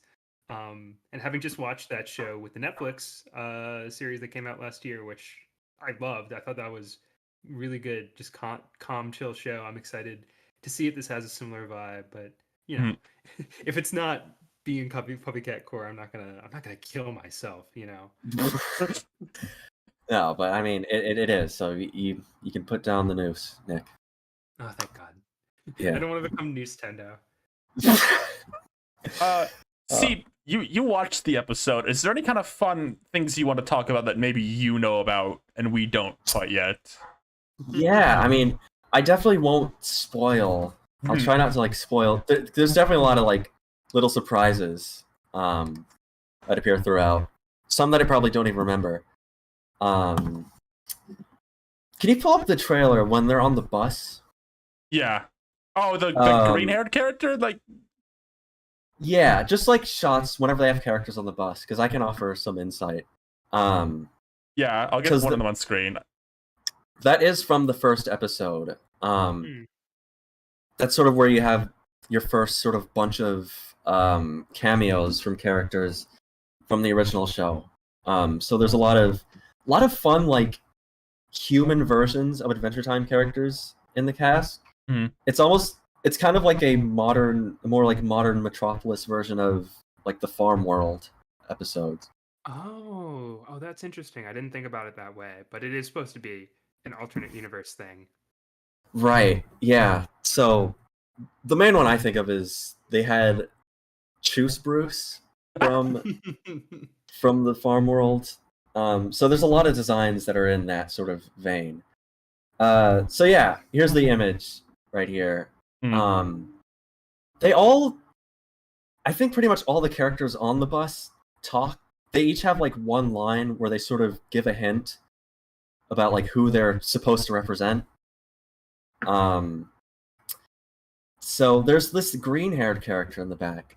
I'm gonna say that's probably Fern. Because they also have a green backpack with them. They have one line. I forgot what they said. But it's supposed to be a hint about like who they are. Then there's the guy in the yellow shirt and the sort of Fisher hat. Who do you think that is? Is it a banana guard? It's a banana guard. It's specifically the D. Bradley Baker voice banana guard too. So that's a deep cut for all you fans out there. Yeah, he talks about like how like he says like in his dreams he's a banana or something. And the one to the left, I don't think I've seen people try to guess who this is, but I haven't seen anyone say who it is. Do you have any predictions? Do you have any guesses? Okay, it's not Abracadaniel, because there's a version of them on this bus. You can see like their headband in one of the shots of the trailer. It's not Lumpy Space Princess, because we see what I think might actually be Lumpy Space Princess in a later shot in the trailer, and that's not the same character. It's a wild one. Huntress Wizard. Honestly, it's it's kind of a weird one. Do you have any guesses, Nintendo? Is it one of the water nymphs? The brown one in the shirt? Oh no, in the camera? I was talking about the girl with the green No. Okay. I think that's probably Fern. Okay. That's what I'm saying. Oh yeah, maybe. But the girl with the Someone in chat is saying Shelby. Is it Shelby? No. Oh man, the sweater was making like a worm. We did see that would be a Hot good Dog one. Princess, earlier. That was something else someone commented. Yeah. It's not Hot Dog Princess. There's just a wiener dog. I don't think it's Hot Dog Princess. Yeah. I don't think it is, because you see Wildberry walking with Hot Dog Princess. Well, it actually is Hot Dog Princess. It really? Yes. They have like a line about like in my dreams I'm a hot dog. And I'm pretty sure it's the same like Maria Bamford. Oh my god. Miscellaneous princess voice. So I think that the dog in the trailer is just a random dog, I guess. Do you think there'll be riots in the streets if Huntress Wizard isn't in this in any way? Because I feel like one of the things I remember from Distant Lands, like where I can gather from more of like a fandom sense, is people were disappointed she wasn't in any of them. Well, I mean, maybe that could happen. Her and I think Flame Princess were kind of the only two notable characters who weren't in any of the Distant Lands episodes ever.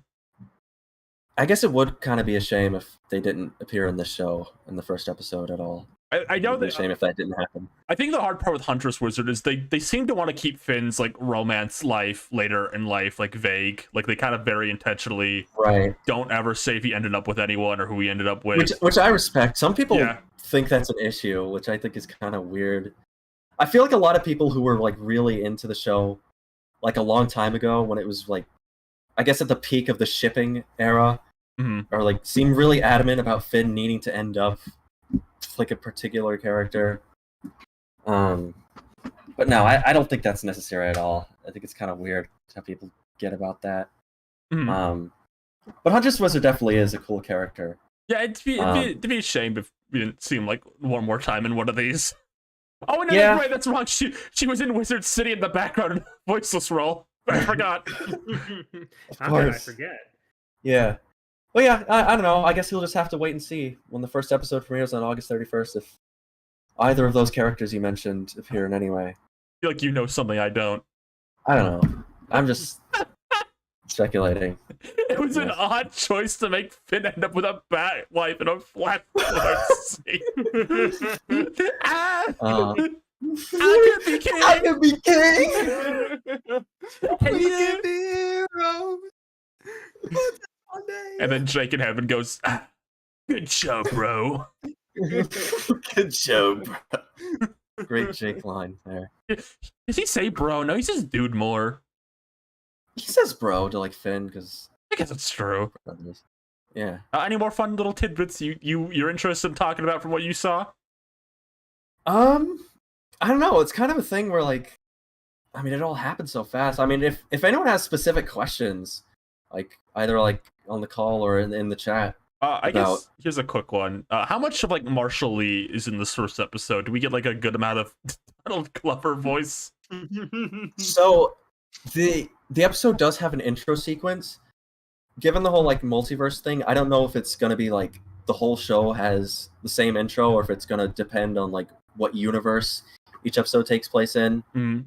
But he has a pretty prominent role in the intro sequence. Which I think indicates I think he's gonna overall appear in a lot of episodes. He's on the poster, so I'd be shocked if like he was a one episode Yeah. Andy.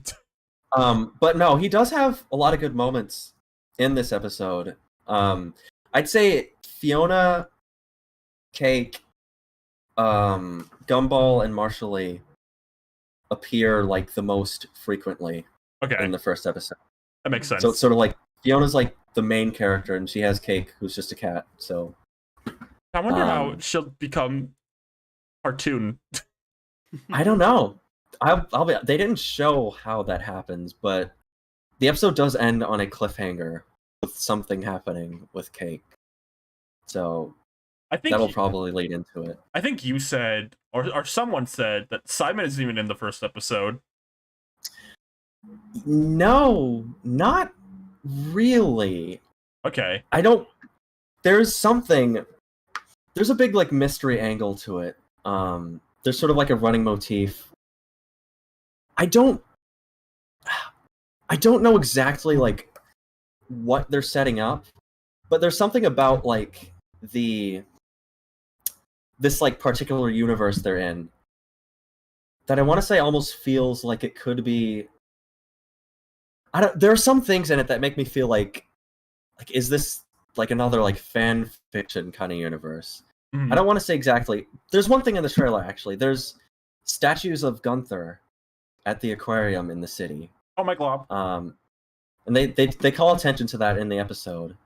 So there's kind of like there's like subtle motifs of Wait a I minute. guess Simon and Ising overall. We need to talk about the most important thing you learned.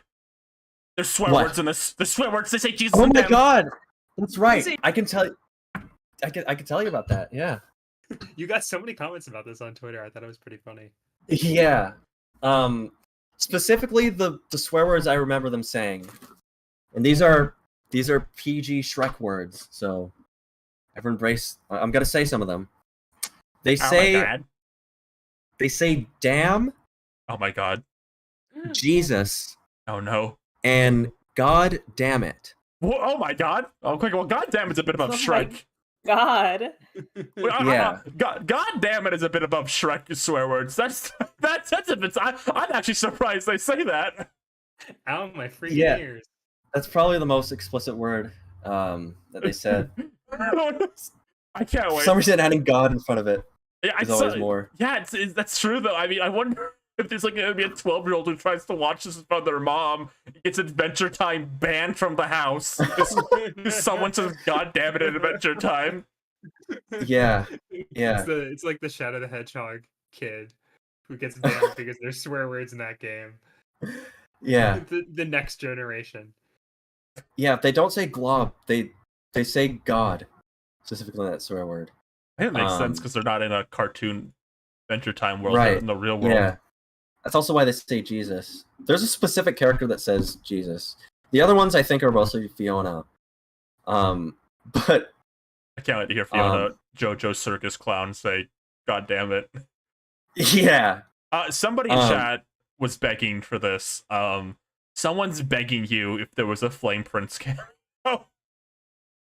Someone really wants to know? Yeah. Do you really want to know?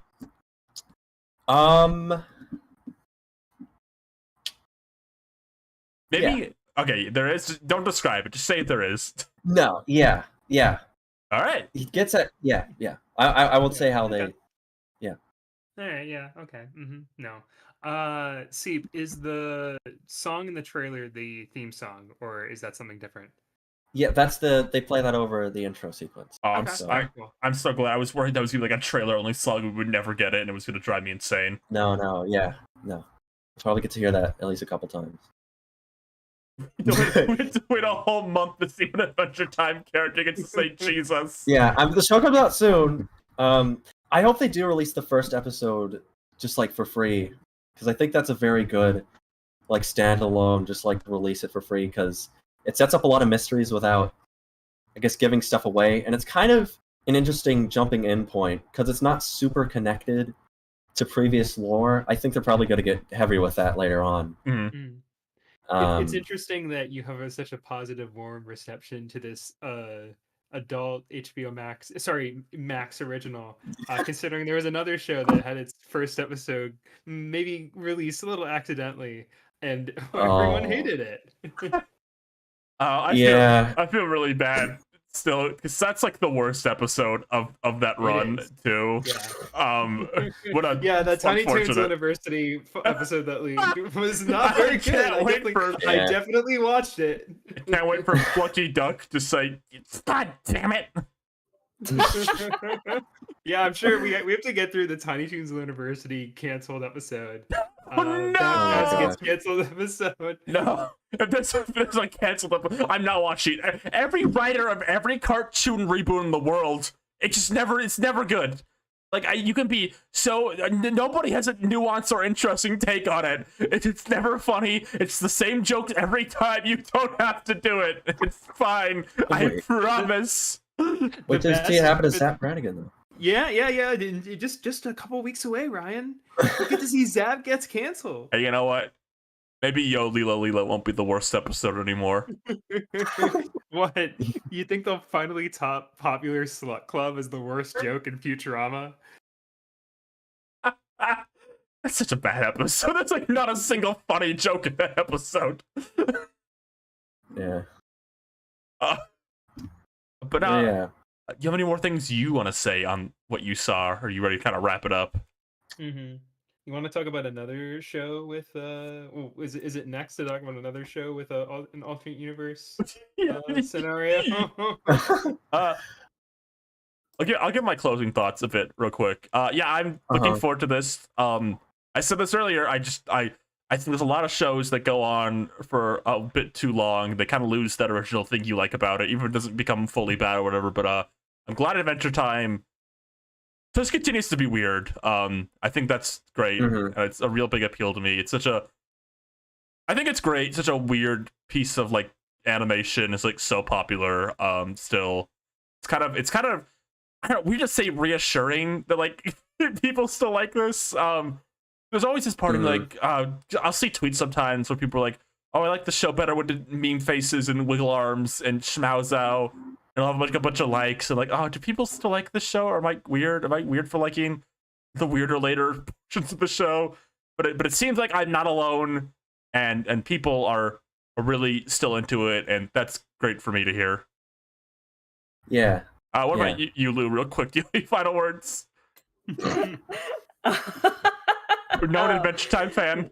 Now she asks me. No, come on. I don't dislike Adventure Time. know. Come on. I like Adventure Time. I think it's very cute and fun and weird. I think it kind of lost me towards the end, not through any fault of its own. It was just very hard to catch it at the end and keep up with it. That was the problem with every Cartoon Network show for a bit. Yeah, it was hard to keep up with it, especially when it got a little like very lore heavy. Who loves Steven bombs? Yeah, exactly. But I did keep up with it, and I did enjoy it, and I did like the last episode. I'm excited to see more weirdness. I like that it's aimed at an older audience. You know, I'm gonna be 27 this year, so I appreciate it. Yeah. Rosa, do you have anything you want to say? Let's listen to Rosa, everyone. Yeah, I'm very excited to see the new Fiona and Cake. It's very nice to see the ways they extend the Adventure Time Yeah. universe, and it's very nice to see that they get to make Fiona and Cake more beyond of like being some weird amalgamation from the mind of the Ice King, Mhm. which is nice. And like I feel like Fiona has that weird, I don't know, place in Adventure Time and the way like fans like look at her, because like I don't know, I feel like there were just people that was too weird about like Fiona, Yeah. you know, like treating her like, oh, a sexy girlfriend Finn, when it's like, no, that's not it. Because I guess a lot of it comes from the vibes of like her being like a creation of like Natasha Algary, who, you know, designer and everything, and I kind of just look at Fiona's design. Like I would say years ago, I would say like, no, that's design kind of lame. But now I would say like, oh no, it's a very nice design. It's just like a female Finn with the design sensibility of like Natasha's art, which is like makes a lot of sense. It just looks like that, and it's just like it's perfectly nice and fine. Mhm.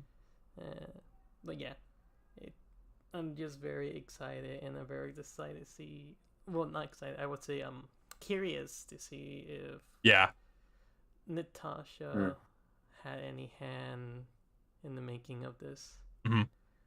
Because, like, again, she was someone who created, and it seems to have like some DNA of like stuff you would like see in being Puppycat, because of course same person, and like Fiona Cake does have like that Sailor Moon inspiration.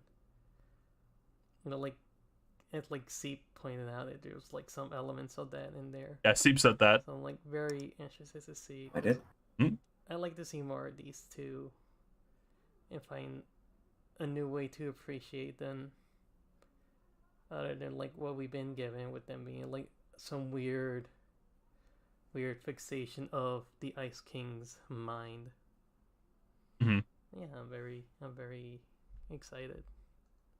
All right, thank you, Rosa. That was really insightful. I'm glad you're here with Yeah. us. Right, I'm you're glad you're gonna- sitting here right beside us, like you never Yeah. left. Yeah. Well, are all the babies in the club? Are you talking about What? Sonic Prime? I didn't Oh even my say what God. I skipped over me. Oh yeah, do you have any final words? Sorry. Now, I want to say, Fiona says Schmauzau in the show. We're fucking back. And there's blood. There's like monster gore now. Oh my god, this is. I don't know. Yeah. It's funny. This is like a real ass like PG-13 shows. Yeah, it's legit like a monster gets like stabbed, like gored in the head, and it like splatters everywhere. And she Like, says, yeah. "God damn it." Yeah. Oh, also, before we get to the next topic, this shouldn't take too long, but we need to do the sponsor read for this episode. Wait. If that's okay.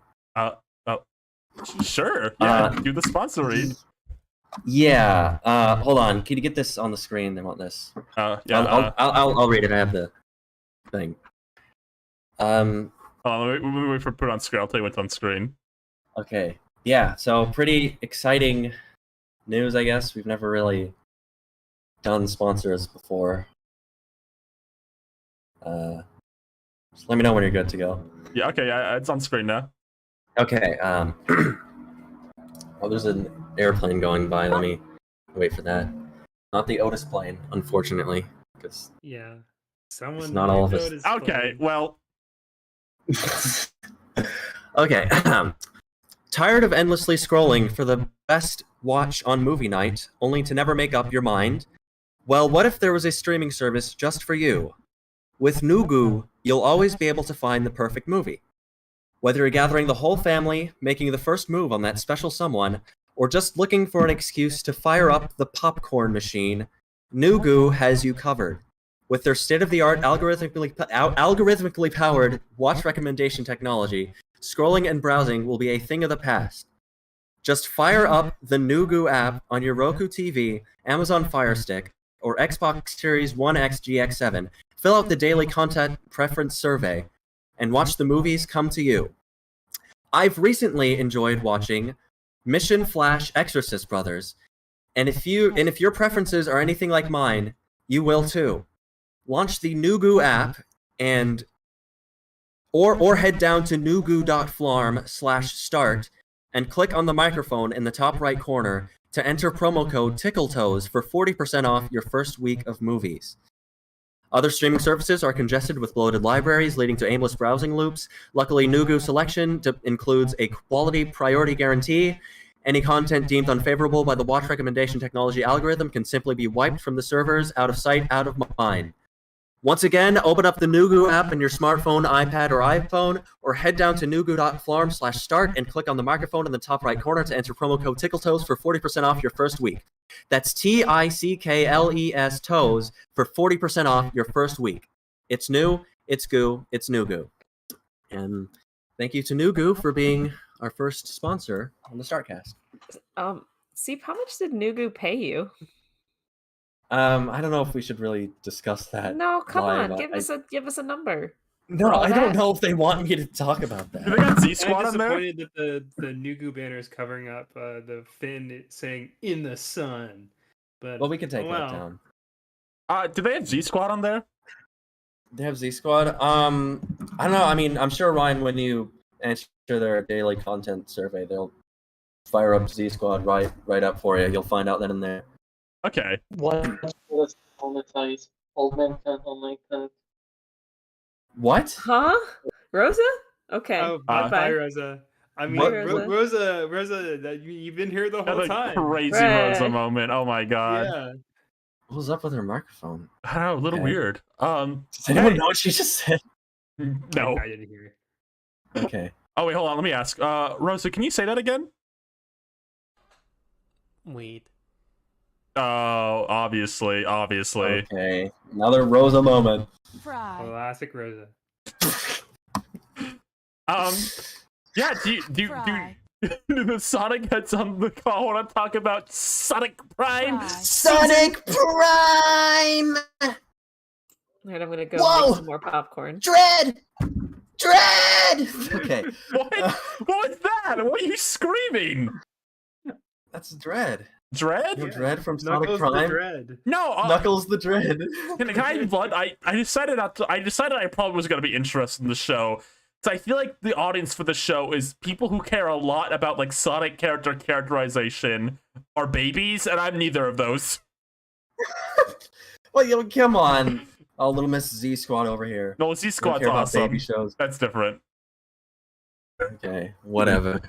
No, I'm sure it's fine. It's just I could tell from the trailers. Like I don't think I'm the audience for this. I mean, do you want me to list all the other shows I like? I don't like that much. I don't really like the Cuphead show. Do you want me to talk about that more? No. You're gonna bomb everyone out. Yeah, I kind of Who wants hate to that. I Cuphead show? hate Cuphead and Mugman and Miss Chalice and King Shut Dice up, and I'm the gonna Devil. kill you. I hate all of them. No. Shut up, shut up, shut up! No, when shut I up. say dislike, I mean I just didn't really care about it. That was I don't that was, care! That was a joke. Get That out was of a here! joke. Get off the boat! Oh my god. Okay. Oh my Get god. off our water plane. Ryan went overboard of the boat. Good riddance. Let's talk about Sonic Prime. You, Nintendo, and I, and Rosa too. Wait, Rosa, did you watch it? Diet of good kind. But- Okay, I guess you didn't. Weed. Okay. So Sonic Prime Season 2 is finally here. I mean, Season 2, right. It's a Netflix Season 2. Order So- Block Season 2. Yeah, this definitely is not. I mean, you can tell. It's very much like a Kid Cosmic Season 2, where it's just the rest of Season 1.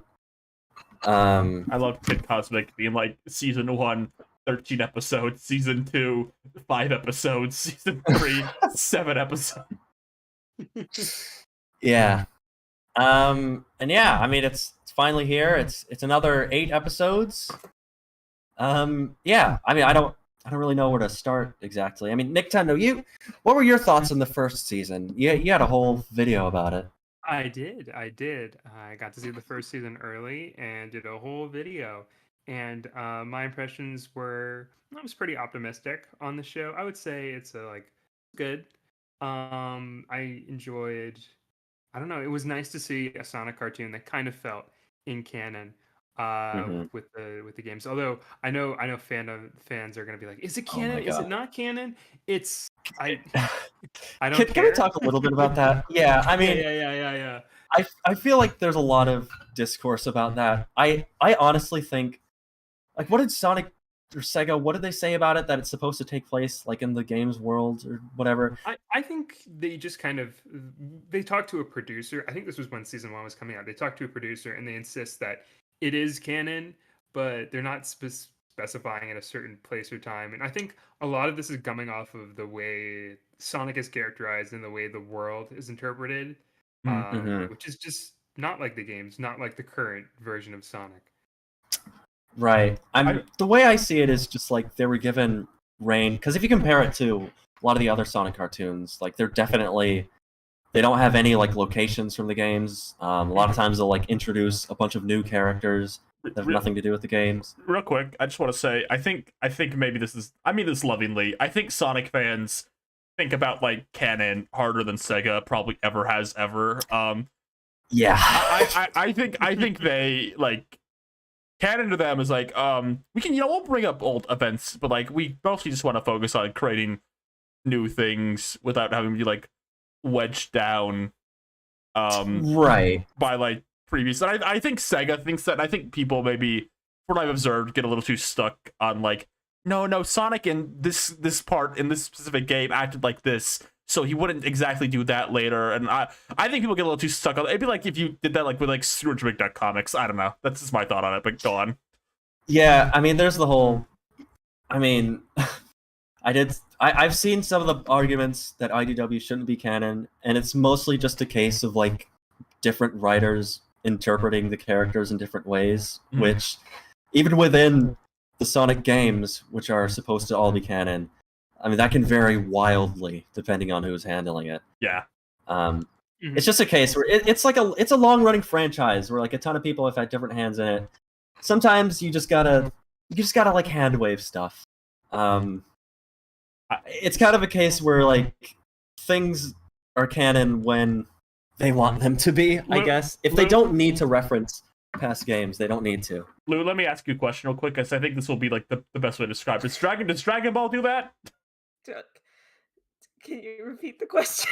Just Oh like, my, you're eating not- right now. I wasn't eating a rice cake.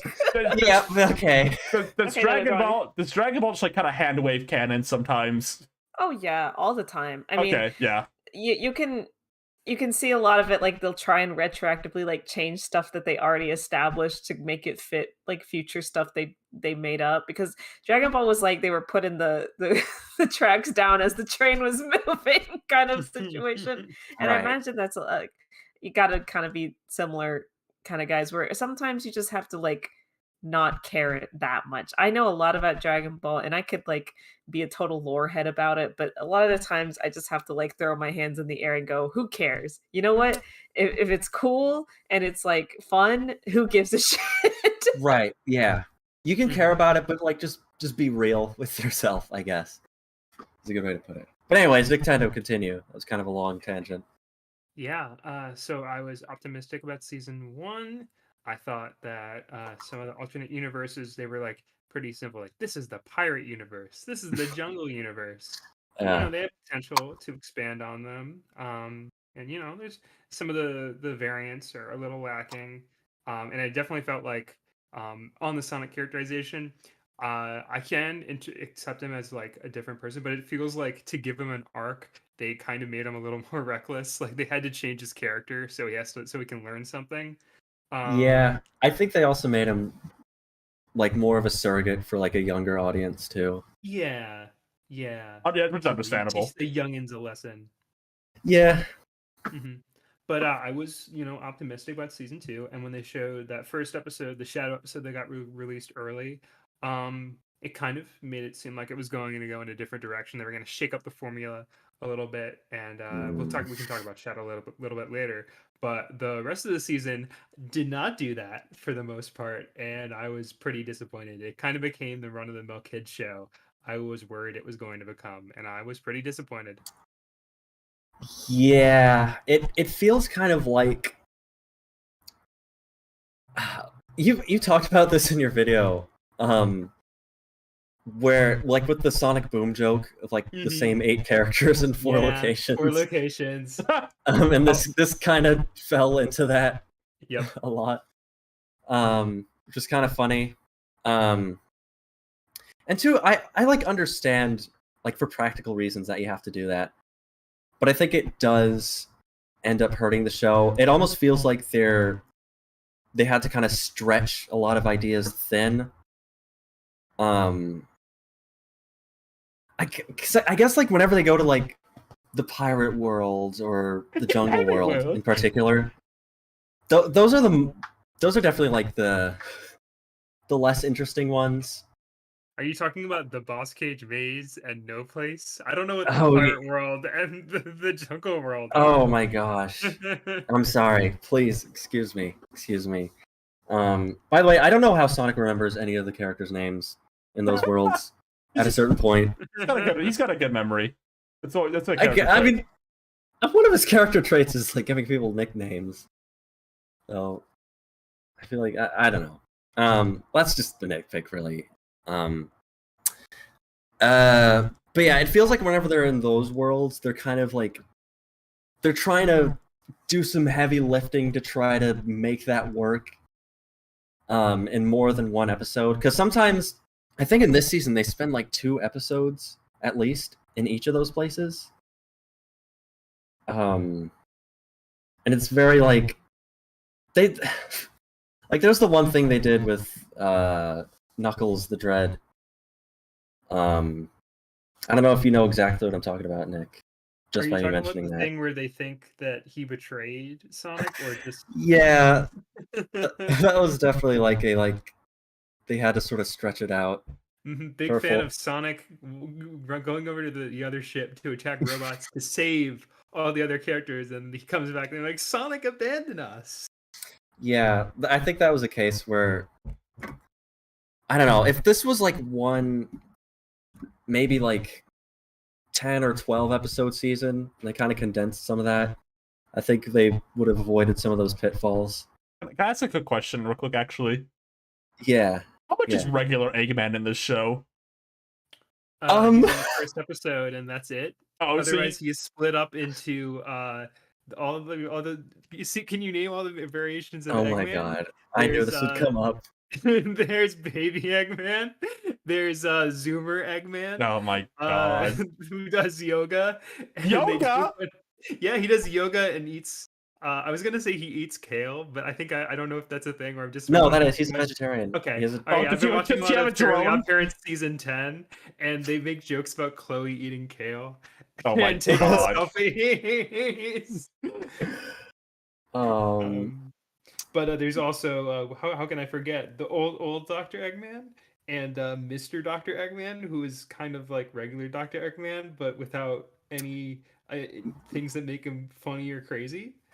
That is another problem with the show. Yeah. What were you saying, Ryan? Because I feel like all the other characters, their variants are like variants on the character that exists. Like if you like Knuckles, you're still getting a lot of Knuckles content out of the show, for example. But if you like, okay, well, yeah, I get what you mean, like there. But like, Rouge fans are starving. She's in a pirate world and she's not stealing anything. Yeah, that was probably the biggest missed opportunity. She does no plundering.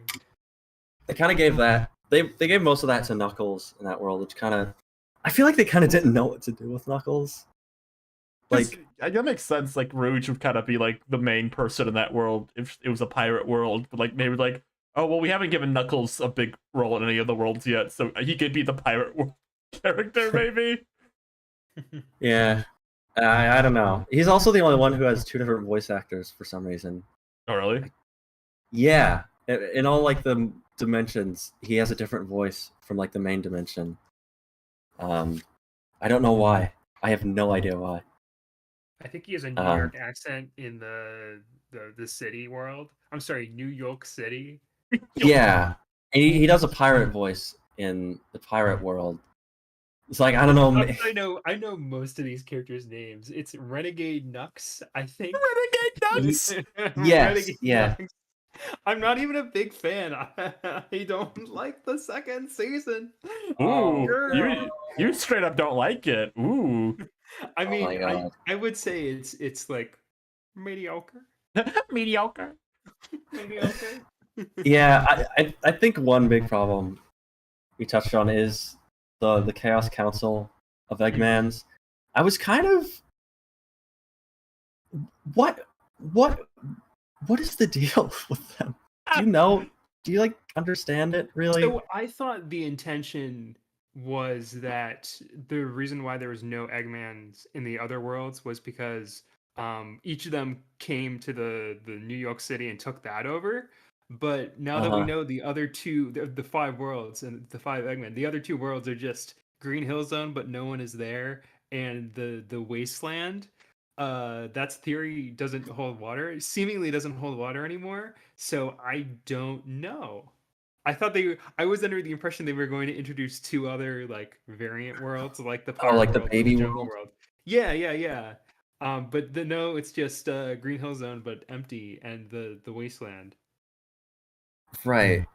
My whole I think my problem with that whole they kind of deadly sixified Eggman. He did. And not Zapbox's not not even in it. No, no. I know. I am the best. They tried to replace Zavok, and they couldn't measure up. He's the magic of Zapbox cannot be recaptured. I think the problem is, and this it's kind of a problem with a lot of the alternate universe things, like characters that they made, is that I feel like we don't spend enough time with what the normal version of them is supposed to be Yes. in this world. So you got to kind of like use your own knowledge of Sonic on Right. that. So particularly with the Chaos Council of Eggmans, I don't know what they're supposed to be. Like when they're arguing with each other, I'm like, is that his like dad that he's fighting with right now? Like what are they exactly? Are they supposed to be like splintered versions of Eggman? Like I'm almost waiting for the scene where they all hold hands and they join together and they become Eggman again. Well, they kind of that happens a little I bit mean, at the end of the season. Kinda. I mean, We'll get to it. Holy crap! What? yeah. What happens to the end of the Um, season? Oh, whoa! It's not the watch. No spoilers yet. We'll probably have a spoiler, super spoiler heavy. I'm section. spoilers. Yeah, I mean, there's probably some people that care that still haven't seen it. But yeah, they don't. I don't think they really established very well like what their whole deal is, other than they're just wacky versions of Eggman. So it's kind of hard to like really care about it. And the show still has like really good action and like choreography and scenes and stuff. But I think another problem is that because the villains aren't really that good, it's kind of hard to like feel the stakes of a lot of the action. There's a lot of scenes where they're just kind of fighting like the robot forces of the Chaos Council, but I don't really there's not a really strong interpersonal thing. Like I will say the first episode, which is definitely the strongest, was really good at like the Sonic and Shadow fight. I think was like really engaging and like fun to watch because they're sort of it's not just a fight, it's also like a conversation they're having. They're Sort of characters, arguing while fighting. they're characters who know Yeah. each other, which helps a lot too, I imagine. Yeah, Right. established relationship. Yeah. Where like even if you don't like know all the games, you can still feel the history they have and everything they say to each other. And I think the show was missing a lot of that. Like after a while, you just kind of start to cross your eyes. I agree. Yeah. There's a lot of stuff where it seems like they have the opportunity to set up like what these characters were. Like they did this more in season 1, but there's a lot of flashbacks to right before the prism shattered. But instead of setting up like what happened with or Sonic's specific relationships with like Amy, it's just or Knuckles, it's either those pixel art flashbacks Or, Oh my god, I saw maybe those. going, the forest is the most beautiful place on earth. The forest is the most beautiful place on earth. As long as I'm around, you'll always have a wingman. If you've watched the show, you just touched your screen and smashed your keyboard and screamed. Backstory hurts the most because I like the idea of Sonic and Nine, the New York City variant of Tails, having just kind of these conflicting ideologies about how to Mhm. fix the world, a world that Nine never knew, and Sonic can only just tell him how it was. But because we don't really know base Tails in the show. Oh, base tails? Based on what? Well, That he's good? based in general. Mute He yourself can right now. fly Ryan. with his butt. It's a butt copter. Thank you, Nintendo, for that. Yeah, I love my Sonic movie 2 references over here. Yeah. But yeah, Seep, anything else to add before we get to Sonic Prime spoilers? Yeah. I think the show would have worked better if, I mean, either just have just completely new locations every episode and just go really crazy with it. Right, but I imagine when they decide to make it 3D, that was just always going to be impossible. Yeah. I mean, Yeah, no, practically I'm- speaking, that was not going to happen. I'd love So- I'd love to have a 2D animated, more action driven Sonic show, but I'm sure that's not in the budget. But Yeah. I guess, or I'd like a very goofy, zany Sonic comedy. But We I blew don't the know where budget. I'm gonna find those kind of cartoons. We blew the budget on Yeah. Katy Perry. Either do that, which is not practical. So I think more likely, to just focus on like New York City. I think that would have been enough, honestly. Just because that's inherently more interesting location. Like the What? other ones, What? You don't like the caveman world? the Jungle World, where there's just a bunch of trees and it's a big forest, and that's it. Or the Pirate World, where it's just a skybox with an ocean. This show was doomed from the start for me. The second I heard there was a caveman world, I was never gonna watch it. I hate cavemen. Then you missed, they were, Hangry Big the cat. Nope, never watching a caveman thing. I hate Bubba Duck. Hate Bubba Duck. Hate every caveman character Aw. ever. I hate cavemen. Except you. And then I open like my window. Like I open like my picture frame. It's like Ukhtar in the picture frame. Yeah. Except one. Ukhtar is that one. Lou, do you like Bubba Duck real quick from DuckTales? You like him? No, Okay. Thanks for the input, Lou. no problem. I thought I'd get you involved because you love ducks. Yeah. I'm sorry. I'm not. I don't. Oh. I'm not a Sonic fan so Yeah. much less a Sonic show fan. Lou I hates have nothing Sonic. to say. I don't hate Sonic. I She just have wants never Sonic. played a Dude, game of you his talk that I've about- enjoyed. She wants Sonic to make meta references again. She said That's that to me. no, She no. She loves Come Lou's a big on. meta era fan. Yeah, she loves Come the meta era. on, She come loves on. meta Sonic jokes. She said she misses that era. Tommy and her are Yeah. gonna go for it. Oh my Yeah. God. Speaking Sonic of wasn't Tommy, afraid to what make does you he laugh. think about Sonic Prime? Oh, Tommy. Yeah. Tommy probably loves Sonic Prime. Let's get one thing clear here. Yeah. I mean, Tommy right now, I mean, I don't know what his opinions are. Sonic Frontiers post update. I know after like a lot of the negative backlash started coming in after the praise, he kind of turned his back on Frontiers. No, Um, no, Tommy loves Sonic, but only movie Sonic. That's the rules. Okay. Kind of sad to see. I hope we can get him back soon. I hope we can win him back. Did you hear that Lego Eggman is coming to Sonic? We talked about Superstars? this, didn't you? Lego Yeah, well, Eggman! has Tommy heard? Don't need to tell Tommy right now. Lego Eggman's coming to Sonic. Keep talking about this cartoon. We can't get distracted. I can go on Yeah. about Tommy jokes. Let me see if there's any other just generalized things. Yeah, I mean, I like 9. 9 is probably the most interesting of the like alternate Sonic friends. Mhm.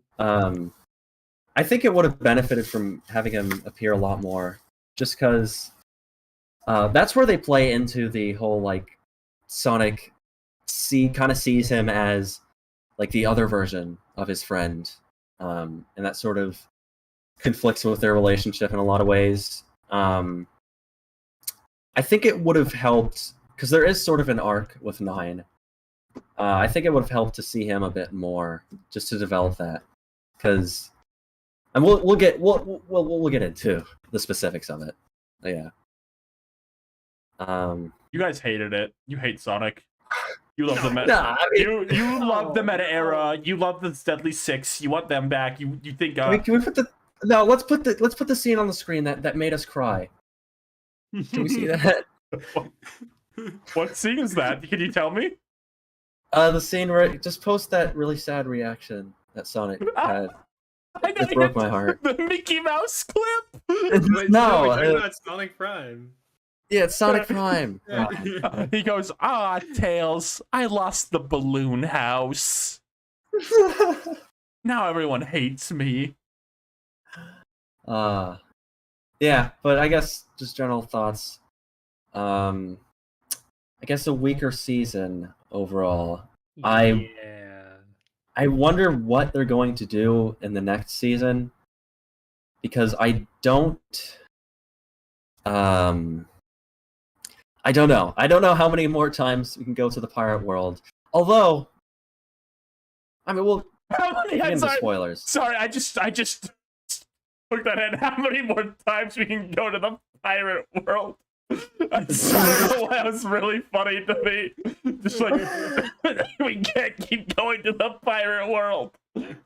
Yeah, I don't know. I'm also disappointed that they are really stuck to doing these 2-episode arcs. Like, we'll do 2 episodes in 2 episodes in Green Hill. We'll do 2 episodes in the jungle Ghost world. Hill, I'm sorry, please. the no place, and the I don't know what was the jungle world called again. Oh Lost my Cage God. Maze. Chat. You're the one who's supposed to know that. Chat, he doesn't Come know on. it.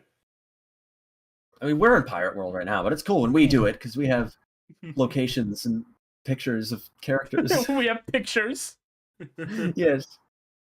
Yeah. I like how I look in this photo. I'm sitting like a good boy.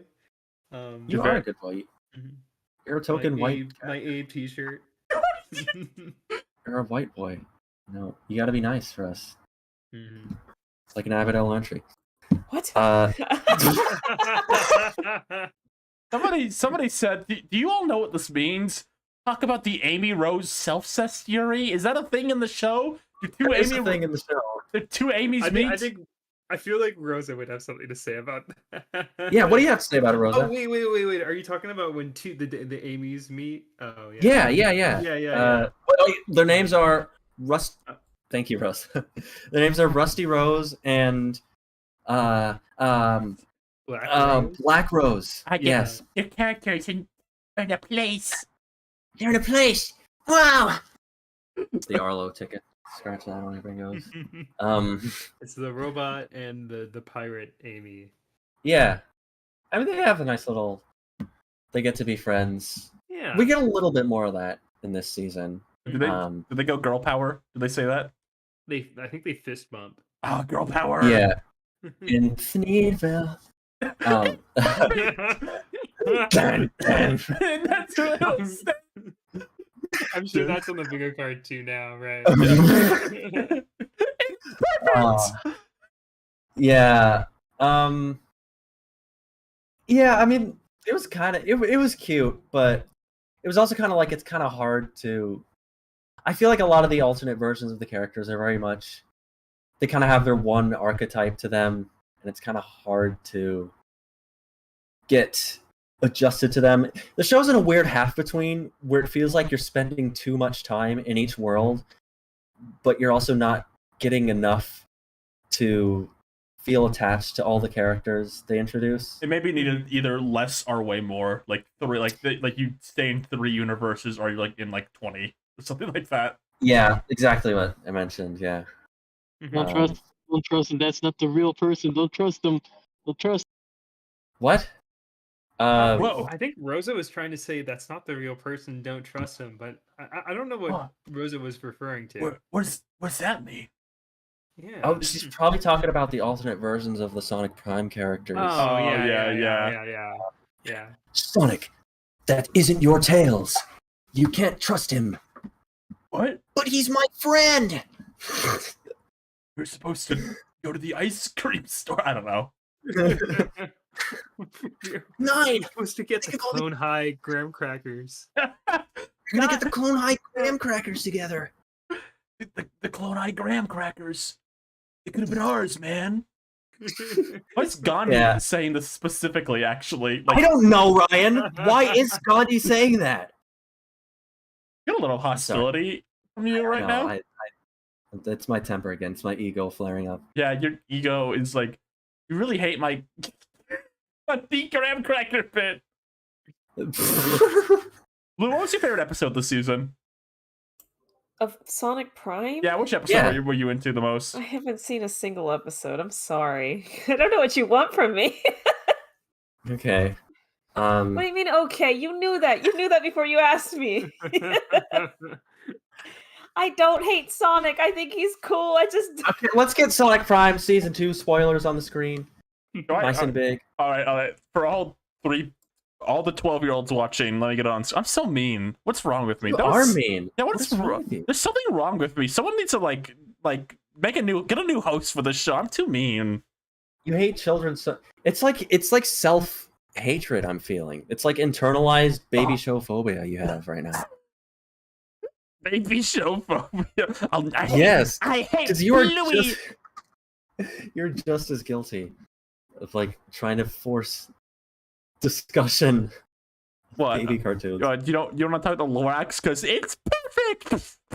Bam, bam. And that's how. That's how it will stay. Eggman. Got all that we need. All right, I got Sonic spoilers on screen. You can talk about Eggman dying now. Okay. Eggman. Well, can we Look talk to- about the secret Sonic Prime character that I've definitely not seen a lot of fan art of on Oh, is social it media? Metal Sonic? Actually, no. It's good. His name is Chaos Sonic. My name is Chaos Sonic. I've heard from people, kind of generally, people seem to either really like that guy or think he's really annoying. What do you say, Nintendo? I think I liked him. I think him being annoying is kind of the point. Yeah, I thought he was really great. Yeah, no, I Um, thought it was a good inclusion because it was people were like, oh, why would the Chaos cancel all the epic Eggmen? Which sounds like a better name actually. The Epic Eggmen? Well, yeah, I mean, it sounds like that what they also- would use, right? Right. That But this I don't want to get too off track, but that's a tangent yeah. that came up in my mind. I don't even understand their naming convention. Mm. They're like all their names are like words that All start their with names D. start with B's. They start with D's except for the baby one. But they're not even like I don't understand why they're named that either. I feel like there's something I'm Isn't the missing. baby Dr. Babel. Yeah, it's Dr. Oh, Babel. right, Babel instead of it's just Oh, like 'cause he's a- and late. He's a Only his baby. names start with B. Does he really do that in the show? Like just Yes. baby speak? That's what he Oh sounds my like. god. And he drives around in a big, like a big Fisher Price looking Mac. Doesn't even boss baby it, huh? That's a fun mech design, Fisher Price Yeah, thing, but Yeah, it is. I feel like they don't. I wish there was more original designs besides the same two robot designs. They have to fight infinite waves of, like you were saying. And But yeah, four no, locations? I like Chaos Sonic because it's what the Chaos Council views Sonic as.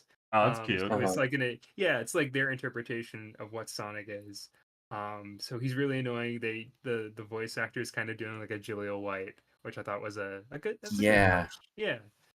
It's really fun. I like the performance. I think was a lot of like what I liked about it. Like he drops a "You're too slow," which is pretty awesome.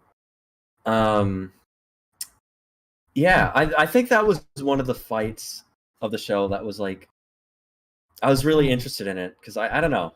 I just like this sort of back and forth. It's like Sonic fighting a more annoying version of himself. It's like a little interesting, I guess. His design is interesting. It's very like different from any other Metal Sonic. But I think it's like fun. He stands out. I approve of Chaos Sonic. I love his Jaleel White voice. I'm not His super attitude. into the visor, but I like that it's used to give him more expression. Right. Like I like he has sort of like an emoticon kind of aesthetic to his face.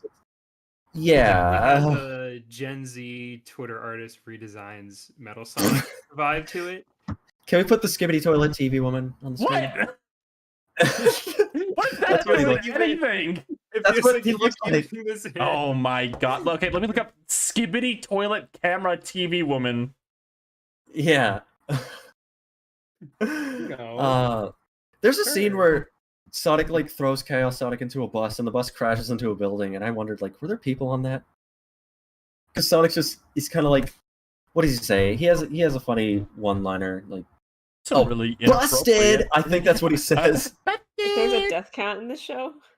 Maybe, I don't know. You don't see any characters on the bus Oh, because in Skibbity Toilet? Yeah. shut up. Um. But yeah, I don't know. What other spoilers H? do we have to talk?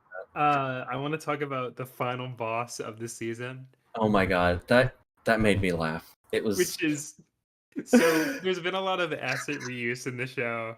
So Ryan, since you haven't seen Sonic, you haven't seen this season, right? No, I've not even seen a Okay. single episode of the So show what ever. do you think is the final threat that Sonic and Shadow and Nine have to face in this season? Okay, you said asset reuse, so it's gotta be something that exists in the show already. I'm Right. We talked scrolling. about how this thing isn't really in the show that much.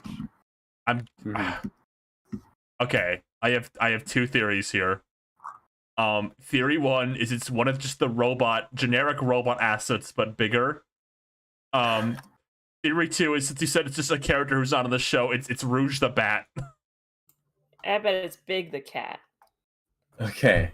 Do you You want guys to are pull kind of curtains? close. Okay, Yeah, it is big, and it is Eggman. It's actually just they scale up the regular model of Dr. Eggman in his clothes, and they give him like a little shiny rainbow filter, what? and he just kind of walks towards Sonic.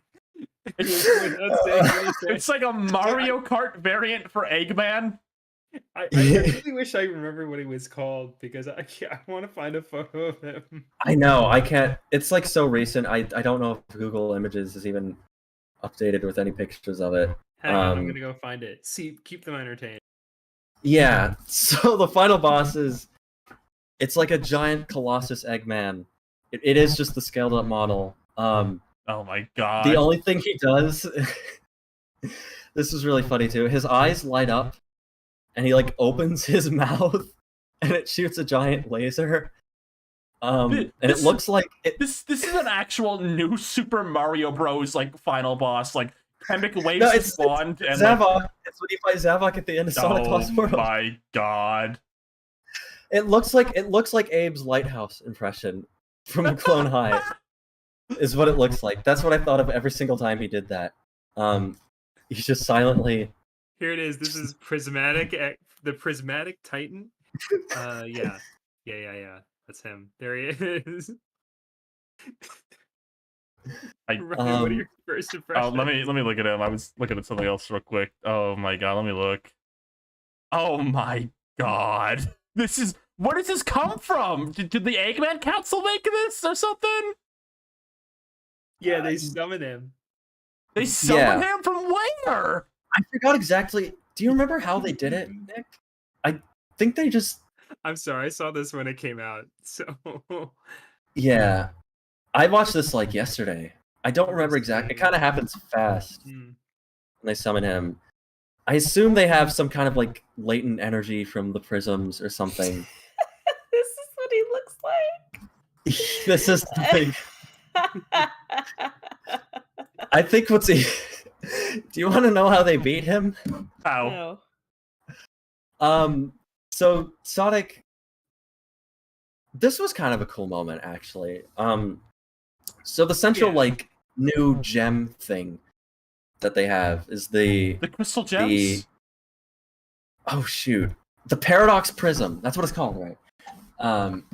So 9 is like trying to like put all the pieces of it back together from all the different universes to restore Green Hill back to normal. And so giant Colossus Eggman is coming over to steal the shard for himself. Yeah, like the final, like a fucking raid boss in a mobile game. Right. So Sonic asks 9 to, I guess, like transfer the energy of the Paradox Prism into him, and he gets like a cool like rainbowy like pink flame transformation. There's a picture of it here we can put up. Oh boy, let me see. Oh my gosh, is this Kino? It kind of was Kino. Like it was a classic like Sonic Raw moment. That's cool. Where he gets a transformation, and he's very like he gets serious. It's kind of a Supersonic moment, but without reusing Supersonic, which I kind of like how they do. They don't do that much anymore, but yeah, they'd have to make a new model for Supersonic. So I couldn't say. Oh, that's right. I mean, you just make his quills stand up and make him yellow. But still, that was a pretty cool moment. They're in the show. No. I wonder if they, I don't know, maybe to keep it focused, they don't. Wait, does Shadow use one in like the first episode? Does he have like a green one? Yeah, he does. Okay, be fair though, I think Shadow just carries that one around his pocket. It's just part of his character. Yeah, honestly. But yeah, so he dons this transformation to take on the giant evil Eggman. And Titan Eggman is charging up his giant attack. You want to know what Sonic does to defeat him? What does he do? He launches himself inside of Eggman's mouth. No, come on, no. He goes inside Eggman's mouth, which causes him to fall over. And he lands on his back and explodes. And Sonic like emerges in like a superhero pose. What? But for a good 10 seconds, I thought we were gonna get a sequence where Sonic has to run around inside Titan Eggman's body. We get a shot. We do get a shot of Sonic like running in like a glowy like cyberspace kind of place, which I guess is supposed to be the inside of him. I want Sonic like jumping on his spleen and like playing like tic-tac-toe on his heart or something. Like we have outside shots where everyone's like, ooh, ah, ooh. Yeah, I almost thought they were gonna do something like that. He like goes into like his like skull and like pulls his eyeballs out like SpongeBob episode.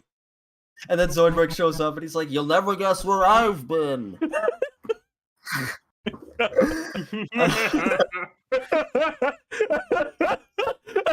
So I put that together. That was from like the episode. Oh man, can't wait for the worms to infect Eggman. Yeah. Parasites Regained. It's about the Futurama crew. They have to go inside Eggman. But yeah, I was a little. That was a bit of whiplash. It was kind of a comedic way to finish it off.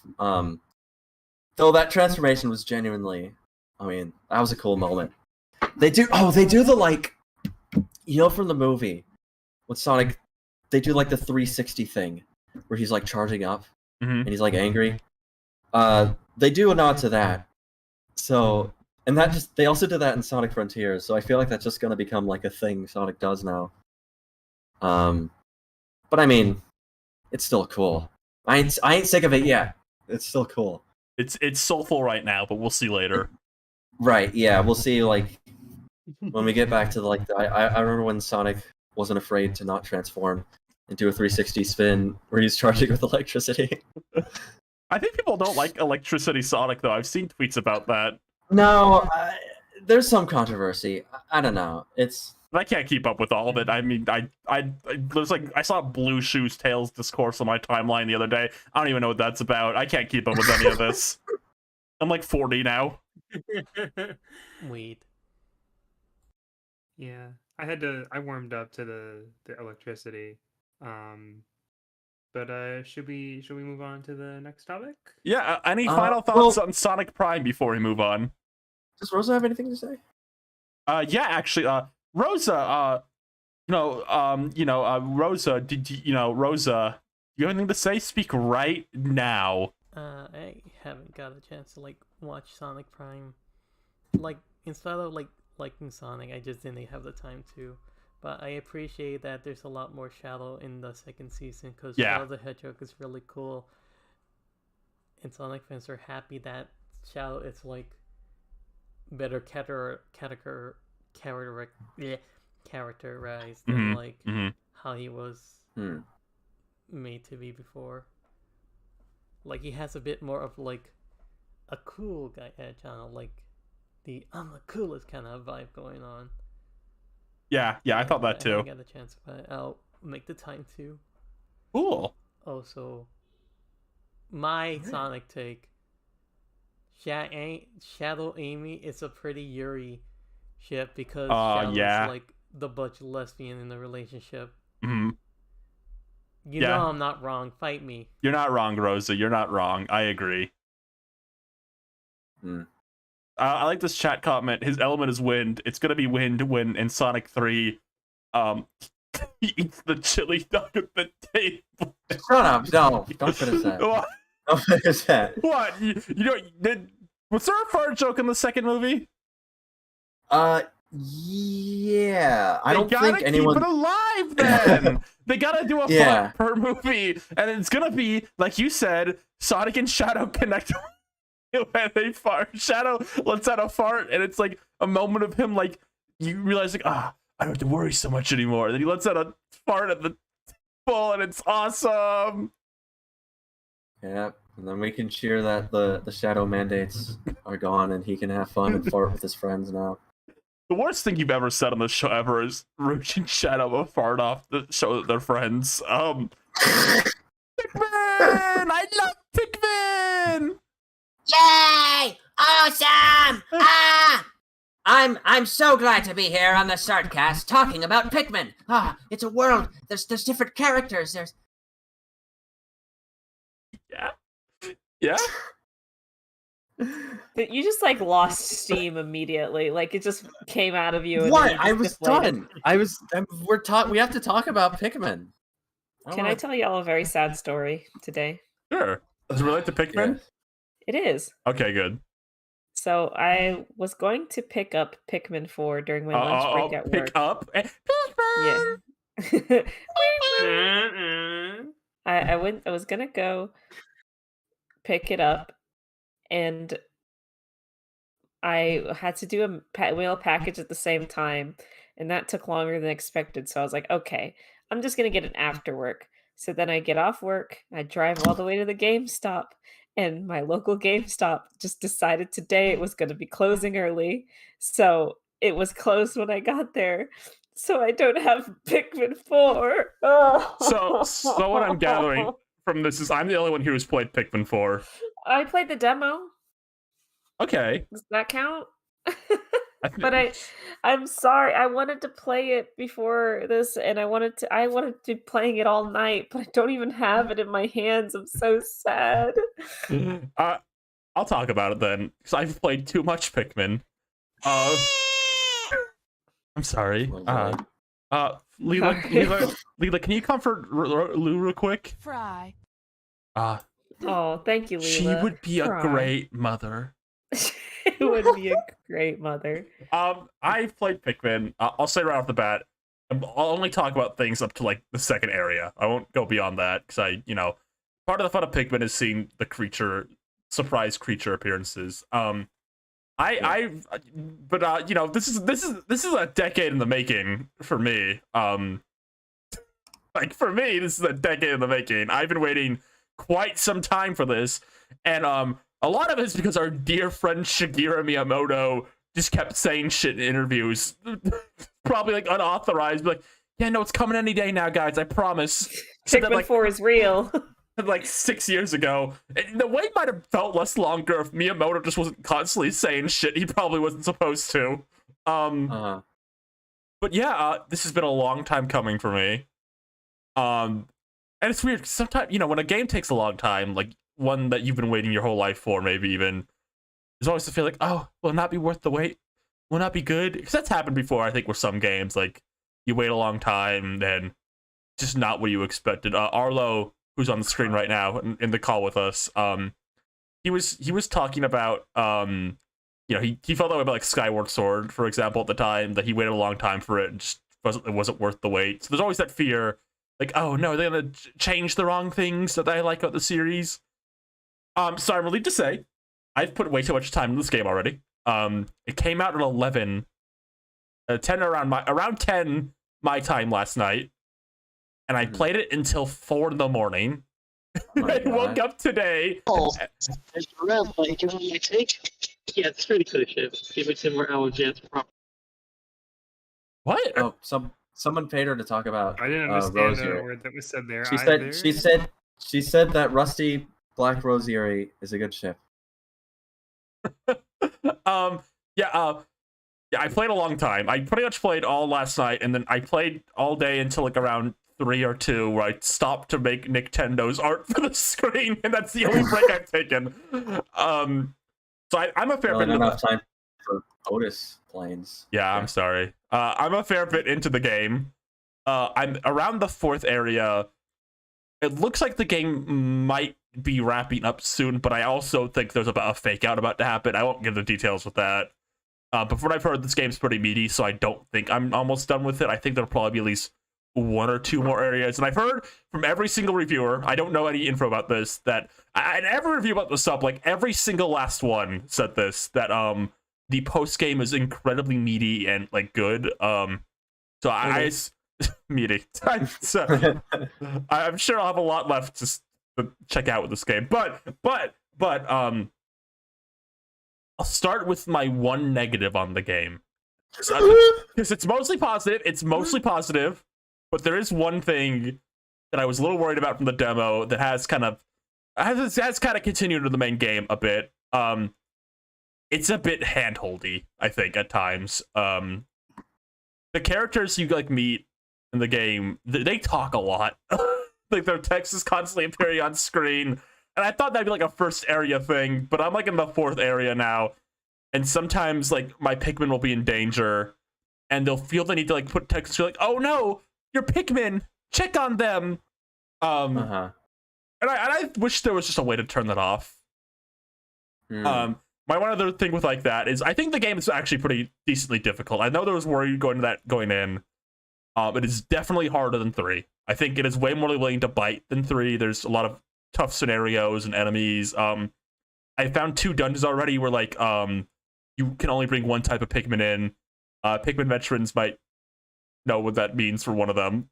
Say that. So they kind of force, since you're like limited on Pikmin, they kind of force you to scenarios where you have to use a Pikmin that isn't the ideal Pikmin in certain scenarios, which I've really enjoyed. The big example early on for me that I was like shocked they did, it's like I just wasn't expecting something like this. There's 2 Emperor Bulblaxes, which is the final boss of the first game. Live within like the second area, placed inches away from each other, and you have to fight them at the same time. It was just kind of crazy. I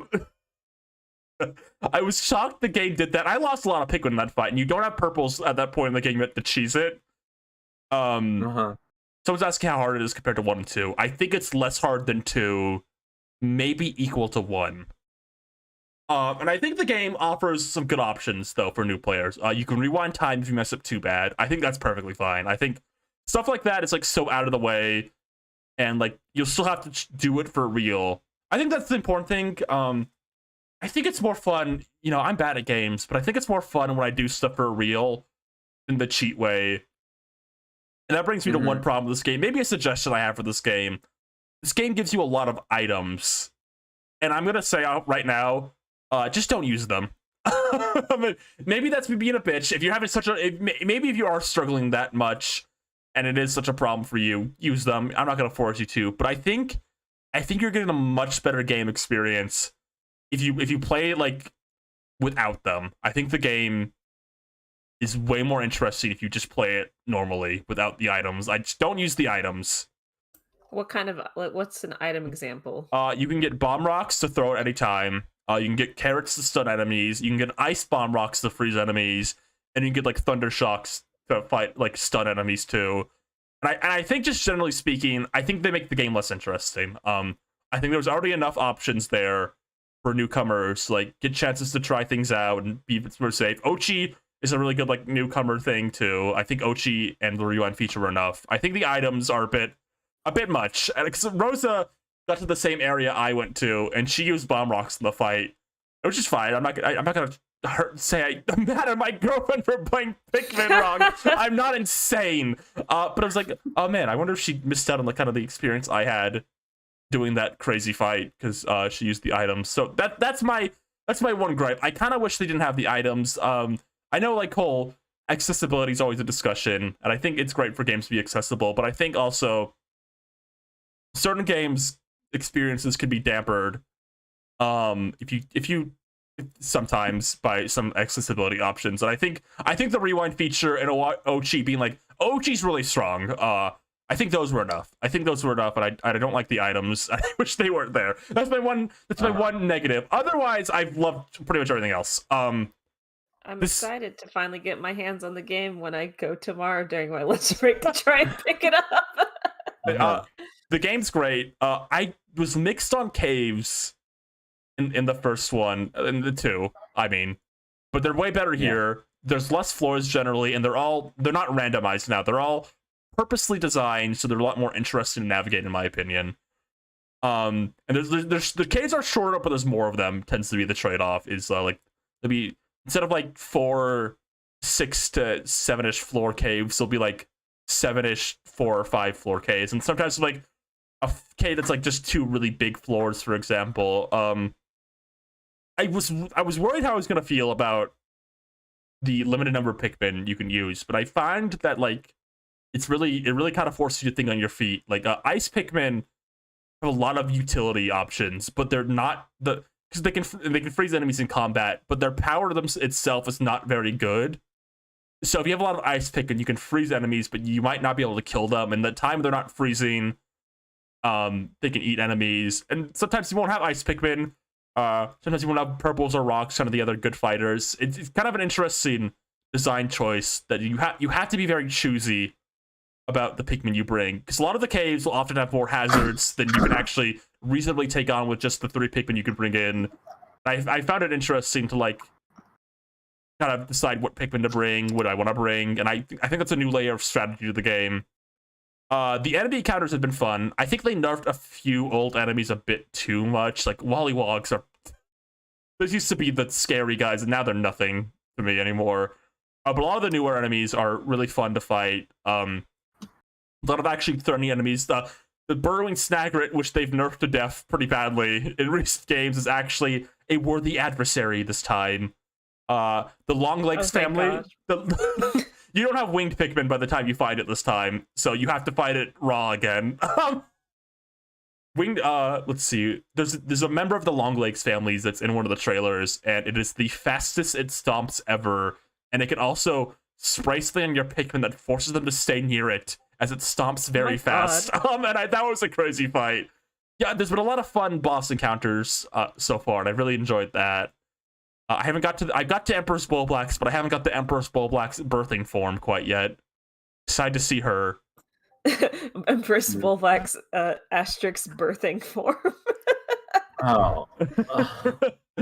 One thing I really like about the game is there's like a hub world. There's a hub world and it expands, you get bigger. There's like characters. When you save a character, they appear in your hub world, and like they're like a character you can talk to now. And pretty much all of them have a quest they can give you. So there's always like new quests and tasks you're gonna be working on. Like these characters you save. There's a lot of them. Like you fill up your hub world pretty good. And I've enjoyed that. I was really surprised how much I enjoyed there being like a little hub world with characters to talk to and meet. And some like little fun quirky characters. There's like a klutzy schoolgirl teacher, and you know, I'm a fan of that. Mm-hmm. Is there any standout Pikminers that are pretty well balanced?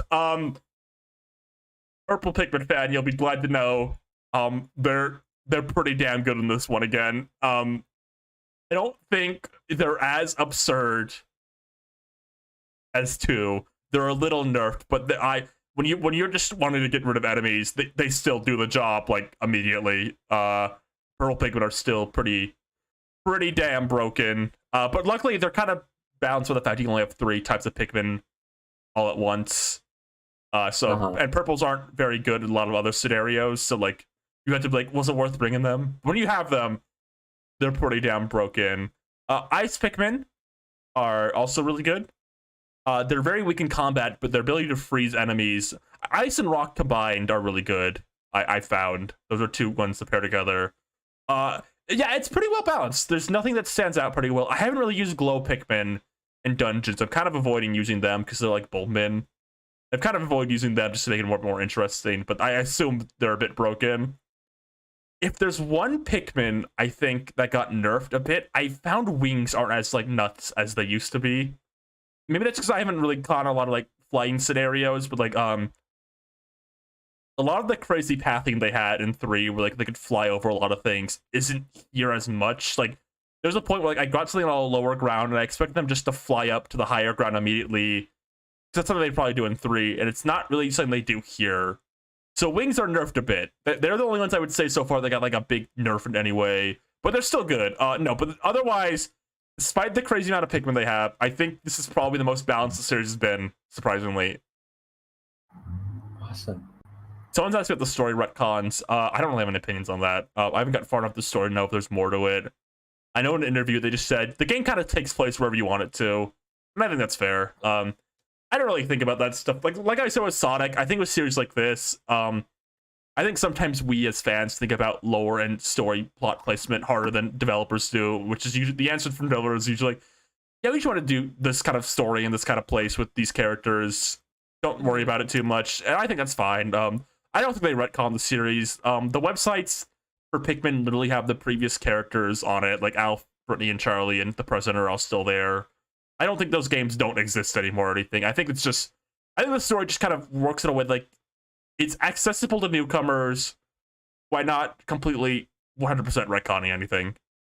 I think that video games are unique in the way that they can do stuff like that pretty easily because it's, more about, having a good gameplay and, if they want to try something weird or different or new, that's cool. I think it's good that Pikmin is a series where, they feel like they can do that, Yeah. do something kind of like weird or change some stuff around or, kind of just try something. I wouldn't want Pikmin to be beheld by like a set story or lore. I think there's fun background details with Pikmin for characters and creatures, and that's what I like. But I don't think it needs to like be confined. It's like Mario. Like I think sometimes people want Mario to have like more consistency and lore, and maybe I'm in the oddity for that for Mario. I don't care about Mario ever doing that. I feel put the same about Pikmin. I think it's just whatever they want to do something interesting. It's fine by me.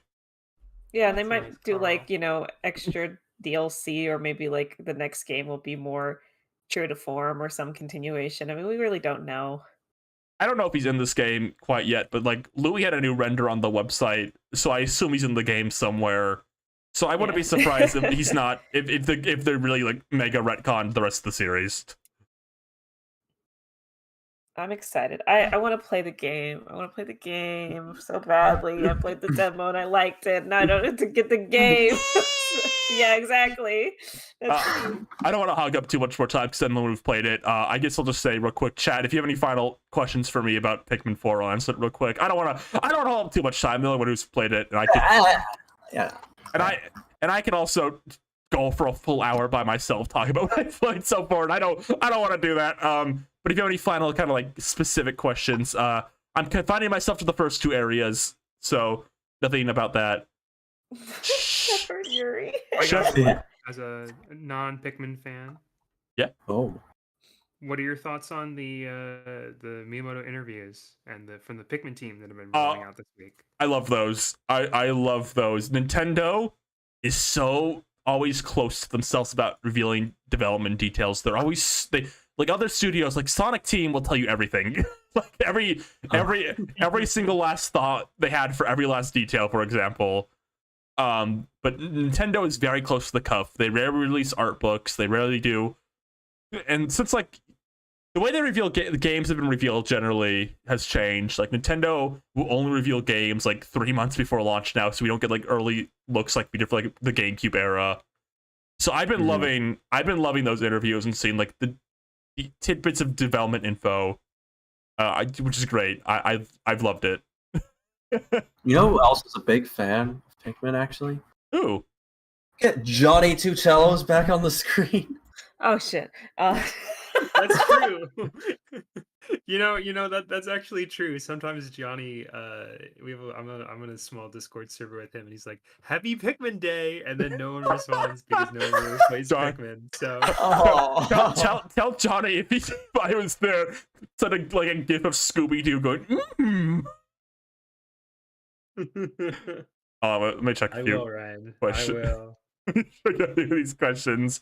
What's your favorite new enemy? I have one, but it's too late in the game so far, I think, to say. Ask me that again, like, in a week from now when I'm a bit more okay talking about later areas. What is your thought on night mode? It's not what I expected it to be, I think, but it's cool. It's like it's kind of like a horde mode, I would say, is how I would describe it. Like, hordes of enemies come towards you, and you only have one type of Pikmin to deal with them. And they're kind of weaker Pikmin, too, so they get eat up pretty easily. I've liked it, though. It's a lot of fun. Let's see, let me just read some of these. Shepherd Yuri. I mean, of course. Why is that one dog absolutely zonked? I don't know. No. I don't know. Oh, I thought they were talking about the Roger dog. Roger dog? Yeah. Sorry, I forgot I put the Roger dog on screen. Right next to the zonked Roger. Look at the Roger corner. But yeah, I really enjoyed Pikmin 4.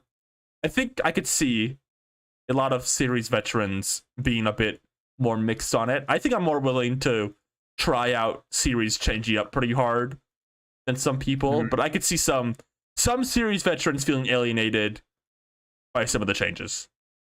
But I've loved it so far. Okay. Sweet. We usually do what we watched this week type of situation here. We're a bit late in, so I won't force it to go too long. But I know Nintendo has seen a Barbie, and he wanted to say a few things on it. Did you say that? Yeah, no, I did. I can say. I thought I was going crazy. No, it's good. Good. I need an outlet as a straight white man to discuss Barbie. So we're gonna get to the real facts about the movie. My unbiased opinion. I liked it a lot. I had seen Lady Bird, another Greta Gerwig movie, but from the trailers, I was expecting a very light, a very fun party movie. I was glad that there was a lot of old school Hollywood influence with both the set decorations and some of the dance sequences. But I was not expecting such a takedown of the patriarchy and feminism, which I know some like right wing groups. I'm sorry to get all political, but this is actually just kind of baked into the movie. Right. It caught me off guard how upfront it is. How the meta aspect isn't Barbie in the real world being self-aware about Barbie. It's also being self-aware about just woman's place in the world. And I don't think I wouldn't necessarily call it preachy, because there's a speech towards the end of the movie about how oppressed women are, and some people were clapping afterwards, like a scant few people, and it was kind of sad, but it did kind of remind me, oh, this is who the movie's for. This is who it's talking to, and some people need to hear that. And I really appreciate that. It is also funny in retrospect, how the Ryan Gosling's interviews, he's like, yeah, I have so much Kenergy, and that's like the big buzzword. And looking back on it, Kenergy is not very viewed in a very positive way, based on the movie. But it's not portrayed in a very positive light. Oh boy. But I You- no, I liked how I'm trying to do a Gandhi joke. Right yeah. No, you could do. I think Abe would Hey. watch the movie and be like, "I have Kenichi, Joan," and they finish the movie, and he like realizes what Kenichi really means, and he's like, "Oh no."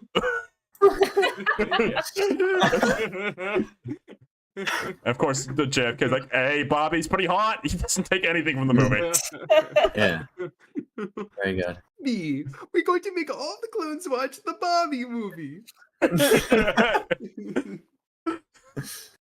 Oh. But yeah, no, I enjoyed a lot of the comedy and just how weird it was for a big budget blockbuster Hollywood movie. Was the How explosion there's- distracting? It was kind of distracting that they put the most realistic movie. This is I was expecting, yeah, it was weird that, well, there was all this chat about this week having the most realistic explosion in a movie. It was very shocking to see the Barbie Land massacre. Yeah. Yeah, but I mean, it's stuff. It's real stuff. You can't ignore it. You gotta. Mhm. Yeah. No, It's it's what part art of is for. history. Yeah. It really looks at the history of this person, and it really dives deep into them. Yeah, I don't know if you I'm guys glad are to gonna cover Oh my Barbie. god. Sorry. What was that? That's nothing. That's an alarm I had. Dude, Abe, we have major Kenergy. Yeah. Well, I had actually planned on doing a Barbenheimer. Oh yeah, tell him what happened. Tell him what happened, Lou. So I was gonna do Heimer, sorry, and my roommate who I was gonna go see it with, they were like, "Hey, at this theater downtown." No. Okay, Oh no. it's reconnecting right now. There's a weird disconnect. We should be back. Well, you're off the air for about I'm gonna 5 need it. seconds. I'm gonna need a minute. Oh man. Hold on, let me get my iPad. No, we're back. Everyone's saying we're back. Okay. All right, we're back. Yeah, my Barbenheimer experience was capped because everyone got busy, so we just saw Barbie. But I've heard that I'm not really interested in Oppenheimer. But I've heard that the movie is just so it's so deep. Sorry, I had a technical difficulty. Did the chat even hear what I did? No, they didn't. Oh no, Lou, what happened at the theater? Oh my gosh, no. it was so crazy, guys! You're not gonna believe what so Lou. crazy. Get the YouTube thumbnail ready. No, okay. So what I said Are was those children like? Did they get out alive? Okay. we were me and my roommate were gonna do Barbenheimer, and then they approached me and were like, "Hey, this local theater, downtown, it's showing Shrek. Let's go see Shrek." So now we're gonna go see Shrek instead. So I will see Barbie Yep. eventually, but this is better, I think. This is better than Oppenheimer. Somebody, Lou and C. I haven't really. I talked about what I did this week. Anything else? You guys do anything this week? Well, I do want to say it. I just wanted to mention that I was watching the newest episode of What We Do in the Shadows before coming on Thought you here, were gonna so- say Family Guy. I thought you would say American Dad. I thought you were gonna no. say American Dad. No. I've talked about that long enough. What did you think of the new episode? It Did you was like called it? Pride Parade, so I enjoyed it. Stan. I think What We Do in the Shadows is a really great show. If you haven't watched it, like, I don't know what you're doing not watching that show right now. To be honest, it's really good. It's Where's funny, where's weird. Where's the Donkey Kong guy? Like, if you're not into this new Donkey Kong craziness, you are stupid. George Ward. It's on Hulu. Watch it, I guess, if you want. It's good. If you like vampires and like weirdo shit, like it's just funny. It's good. Awesome. What you see? What are you talking about? What we watched or played this week. Oh, right.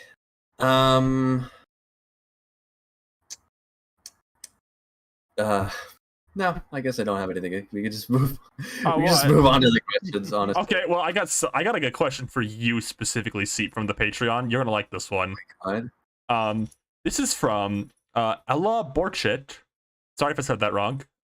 I finished watching all 3 seasons of The Great North recently, and I'm kind of losing my mind. Does anyone here have some awesome Great North hot takes, or literally anything to say about it all? I've heard 0 people talk about this show because it's been being mentioned by you guys in tweets. Oh my god. They gave me like an exclusive like giant The Great North like bag at Comic-Con. Oh my with all the god. characters on it. Yeah, you don't get to choose which one Can you you get. choose? Oh, you don't get to No, choose. it's Alright. like random. So they gave me one for the Great North. There's like one for the Great North. There's one for like all of the It's like the Hulu thing they're doing, right? Yeah. yeah, all the like the animation domination stuff. What do they call it? Animayhem. That's what they're calling it now. Yeah, the Great North. I mean, I don't know. I'm sure I've talked about it on this show. I mean, it's a show by I gotta look up exactly who made it, but there is like Bob's Burgers DNA in it, obviously. Yeah. I like the know character design. Minty Lewis from regular Yeah. show. The voice of Eileen. Oh my god. Co-created it. Yeah. Like my show, Rigby? I don't know, that's what she would say. Let's see. I mean, I mean, I know we're all fans of Will Forte here. What? Will Forte. Yeah. Oh boy. Honestly, I won't lie. I think sometimes, like when I was watching Clone High, I was like expecting Abe to say things that his character, the Great North, says, but I had to remind myself, like, no, Abe doesn't say that. That's Wolf from the Great North. No, he plays a pretty funny character. I mean, the show's like a family sitcom. The twist is really just that they live in Alaska, so they do Alaska stuff. Oh boy. No. See, Yeah. I ask you a question since you brought up Clone High. This has been on my mind for weeks. Oh my god. Why did you call the I don't know, the heebie-jeebie monster in like episode 4 of Clone High a big mouth hormone monster? Because like I get not liking that episode. I think I have some issues with it. But like, if it's a really particular description that doesn't fit what the character is at all. No, no, because they were doing an episode about like these are the emotions you experience in your adolescence, right? Around a very Really, it was specific just about topic. Stress. It was just Well, about stress is something during like Right. taking a test. That's like a It very was, it was I don't know. specifically like test anxiety, wasn't it? I don't yeah, remember. yeah. That's the angle But it that they wasn't supposed took to be of a- it. It wasn't supposed to be a metaphor for the emotion. It was supposed to relieve stress in a comedic fashion. Okay, I guess I don't know. Because like every time someone was feeling I'm stressed. not angry. I just thought it was funny. how- No, yeah. I mean, every time someone was feeling It's stressed, like- the stress monster would come along and say stress, and then they'd start getting more Yeah. stress. Can we talk about Cleo's character assassination in the second season of Clone High? Yeah, I Are we think it not was really ready for weird that? that they made We're her really date not, a woman. We're really I- not. Yeah, No, I not think that. Shut up. No, that was really upsetting. It kind of went woke there. Yeah. Clone High became Woke High. I can't believe they did that. Yeah. I was really close in my Clone High video to editing the logo. It says Woke High, but then I realized I don't want to give the haters people Right. just use it out of context. Yeah. See, if Yeah, you're supposed to be talking about the Great North right now. I am. I'm sorry. Sorry. Well, you got Nintendo on the episode. What did you think? was Yeah. gonna happen? He's got to start talking about Clone High. Clone High and Sonic. Imagine Sonic High. I can't just start talking about Clone. Please tell me the Imagine like Great North. Super Smash Brothers High. Yeah, I mean, I don't know. It's a good show. Do you want to know anything about it in particular? I don't know. What do you like and dislike about it? I think it's like funny. I think it's pretty funny. I like the characters. It definitely takes the Bob's Burgers sort of approach where I don't know, it's clearly like a loving family and everything. But they're all, what is this, Nintendo? I can't talk. Just put that on the screen. I can't say anything about that. Yeah, let me get this on screen. I don't know. Oh man, Sonic High. I'm the fastest thing alive, Abe. I like how I feel like between like this and Bob's Burgers and Central Park, they kind of like to do something a little different with the family dynamic in each one. Like the thing with this one is it's a single dad of 4, and he kind of had kids at like a young age. So that's kind of an element to it. It kind of follows more of a teenager perspective than Bob's Burgers. Like, I mean, obviously there's Tina, but it's kind of taking a more, I think, sympathetic approach to it, I guess. And Bob's Burgers could be sympathetic, but it was obviously, like, very silly with a lot of its Tina stories. Yeah, I don't know, it's nice to... Where do you rank it? Where do you rank it on, like, the Bob's Burgers Cinematic Universe cartoons? Yeah, next to Bob Burgers and Central Park, Park, where the animals can talk. I think, I don't know. I mean, do you have anything to say about Rosa? I gotta say, I was kind of disappointed with this season because I feel like it was funnier in our heads. What, the Great North? No, Central Park. no, This episode of the You know what we're podcast? talking about? no. I'm talking about Clone High season 2. Wait. You know, I kind of watched it. I kind of like Where did felt we- promised to like, oh, there's a bit more absurdist humor here, and then it's kind of like meh for me. I guess because of this comedians in the room here making like the best Clone High bits better than like whatever the hell is going on. What, you think what we do is better than... That's the thing. You Come think on. were you so upset when you watched the newest season and there wasn't a Gandhi Yuji Naka episode? That's not my issue. The issue is, it's like I feel like it was lacking a lot of like What is this? absurdist I just made humor. this right now. Sorry. I mean, yeah, we talked about that like last episode. I don't know where you were. We were talking about what we watched and saw, so listen, I had an important reason for like Clone High, for watching Clone High season 2 as soon as I did. And I gotta say, Are you like pacing around your room, Rosie? You like keep Rosa, going up We're more. doing a podcast right now. You have to be near your mic. You're okay, like and you're like and orbiting am I not around it. lucid? Am I not lucid? This is the most. I'm kind of supposed to be hateful- talking about the Great North! Well, I haven't watched the Great North. I Well, think we're then past that sit point. down. I want to talk about Clone High. We've how passed like it. We've moved on. You left the train. Has left the station. It's going Didn't down watch the it when it rails. came out. I You didn't watch a wanna single know episode how- when it came out, so you lost your opportunity. What do you think, Johnny? Yeah, tell us. Johnny.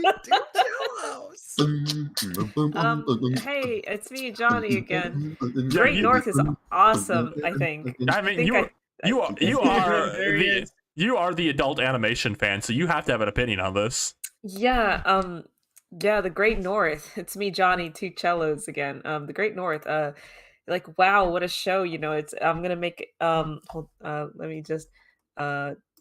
Johnny. Come on, Johnny. You're one of the you're one of the three YouTubers who made a video about Tuca and Birdie instead of Velma. Okay, let me Should I? He did make a Velma video. Did he? Oh, you know, he's done that right. Actually, he's While Johnny's talking, should I tell my sorry. Johnny Two Shellos Clone High story? Oh yeah, go ahead. Go ahead. Follow Tell the it. high segment. Yeah. So Johnny, you probably remember when this happened. Oh But, yeah, I I remember. was DM'd by you and maybe your Johnny? podcast co-host Terrific Tariq, and you're like, yeah, we're thinking about covering Clone High on our podcast. We'd love to have you on. And this was like right before I went to a convention. And they're like, yeah, we're gonna do Clone High season 1, and maybe we'll do season 2 weekly. We'll bring the podcast back. And then nothing happened. He ghosted. Actually, this is the first time he ghosted me. Oh yeah, I remember when I did that. Yeah, shame on you, Johnny. You know, I Shame on you. was busy working on South Park's huge comeback season, which I put on YouTube 3 months ago, and the 5 hours of BoJack Horseman timelines. That that those videos take me a lot of time. Nick, can you give me a break? Sorry, Nick. I'm sorry, Johnny.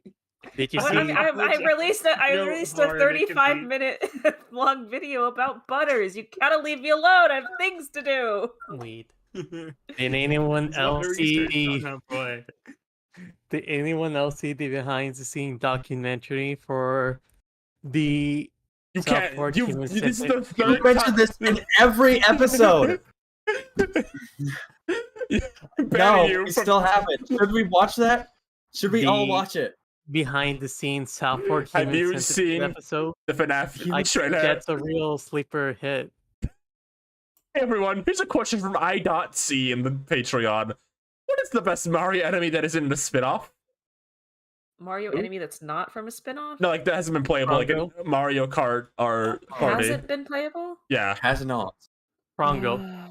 I was gonna say Monty, but Monty's playable in Super Mario Party, so that's not good. Yeah, each time we have a bomb playable, you know. You're right. You are so right. You know, Bomb Bomb is pretty Bomb good. Been playable, right? Huh? What? Basically, King Bomb in the Yeah. tours. King Bomb Bomb does it. I'm talking about like a regular like boss Yeah, a over little. here, you know? Okay, well, it looks like we got some Has fake Spike fans been here. Playable like in one of the tennis games. Oh, Spike has been playable way too many times. We don't like him Not anymore. enough time. Or like, My bad. Charging what Chuck about is Blue Spike? Yeah, isn't clearly. Charging Chuck playable? Well, isn't there a bunch of Yes. like Mario Kart Tour Oh, like which game? characters? No, which game is Charger Chuck playable, Oh. Ryan? Mario Golf Super Rush. I'm like racking through my mind. I think Tour should not count. Oh, Because there's like a bunch no. of playable characters in that one. I isn't there? honestly- No. Honestly, when a Oh. character gets added to, it's like, well, that's nice. would have liked to play as Can- Poochie the dog and anything else, but Does MC Ballyhoo count as a Mario enemy? What Because do I you- hate him. enemy. No. Yeah. He's a Mario friend. Lou, did you get Shimano. the secret Ballyhoo juggling his heads screen? What? Yeah, there's like a secret screen where he's like juggling his heads. That's awesome. How do I get it? Do I have to See? kill him? What? There's a secret screen. Secret screen. Oh my god, all the Adventure Time fans are Awesome going secret crazy. Oh my gosh.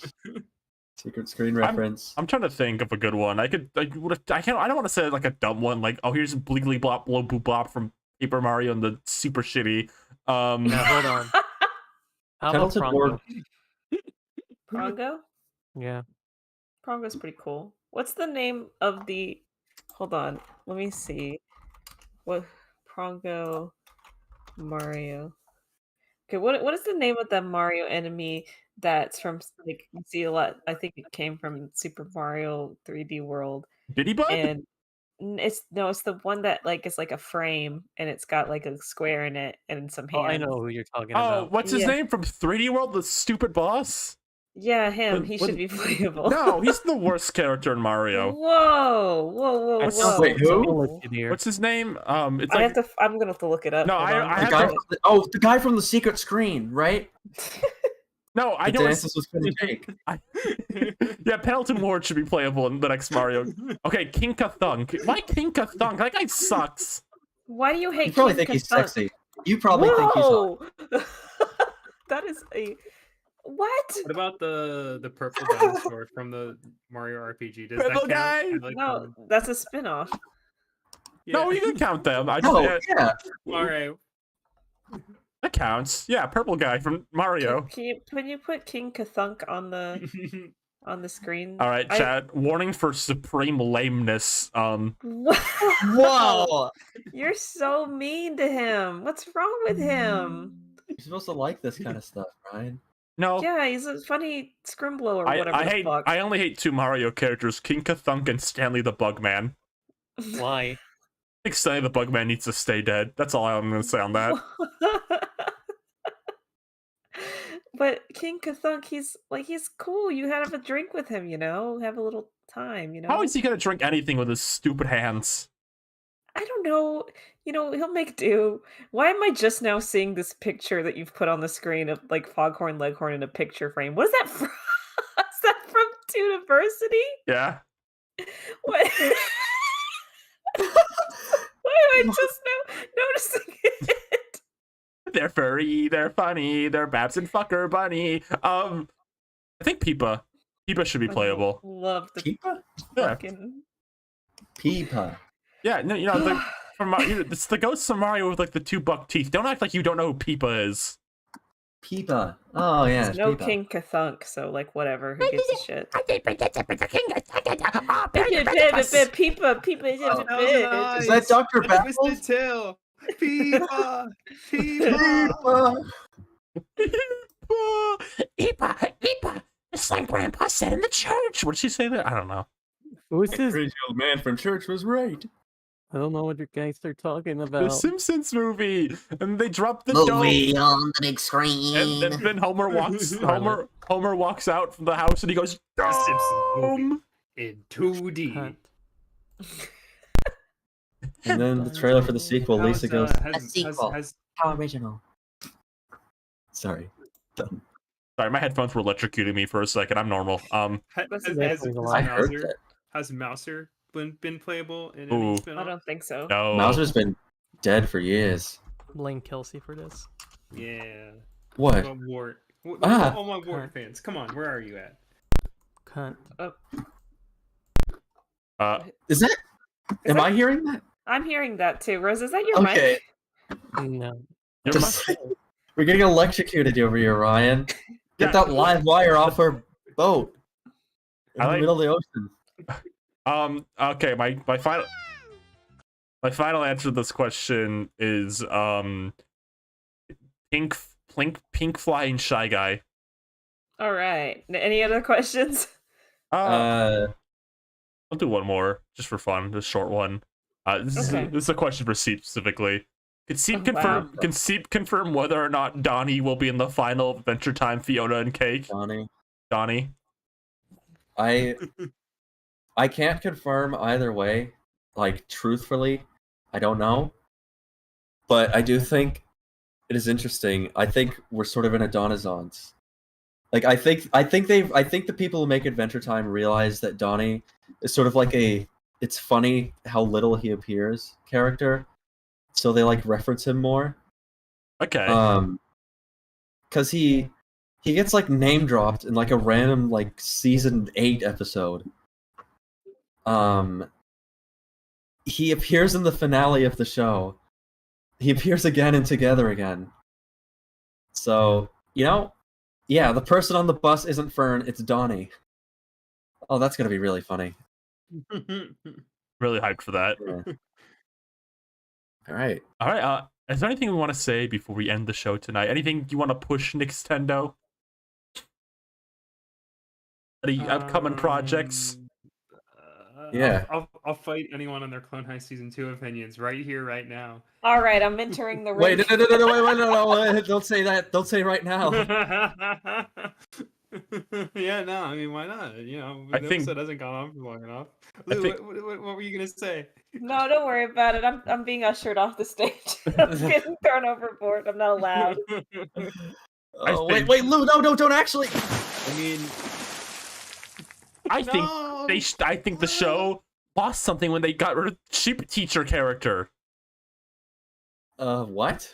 The sheep teacher character. Yeah. He's not in the new Oh, season. yeah. Everyone's We should favorite. bring him back. Sheepman? Let's bring him back with the original actor. There's someone out there. There's someone out there who like him not coming back was the breaking point of the new season. Oh, did Discord crash? Hey everyone. Discord briefly crashed for me. It's gonna be a second. Want to spend some time with me real quick?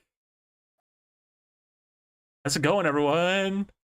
Mr. Sheepman from Clone High, yeah! Woo, Sheepman! Woo, yeah! Oh. Sorry, but Discord crashed for a second. Oh my god. Okay. I probably missed so many good sheep jokes just now. Oh yeah. Oh Well, no. I think that this has been a successful episode. I feel like I can leave now that Rose is here for real now. So Wait, no, she's been here the whole time. Stop. You're stop right, I'm acting. The sorry. whole time, you know. Right, yeah. What Jesus. do you mean? Sorry, I'm so sorry. Let me you know what? Let me just I know I just got out of the water, but let me just Harlot. Oh, well, there you go. Marceline, Hey, I can feel my Riz slipping away. Hey, I can't remember what it made me gang. is anyone gonna comment on how But I remember when I saw you among us. what? I swear how- it wasn't me, See- it was Big Chungus. What's going on with Eggman? See, that's this awful song. The song that keeps me alive. I think if Seep But keeps it's singing making this me song, sassy. he'll only get bigger. And I hate to save you. If only Seep would stop. It's the It was only a one little that's- Gussie. died of good cunt. Please forgive me for whatever I riz Mm. when I don't remember.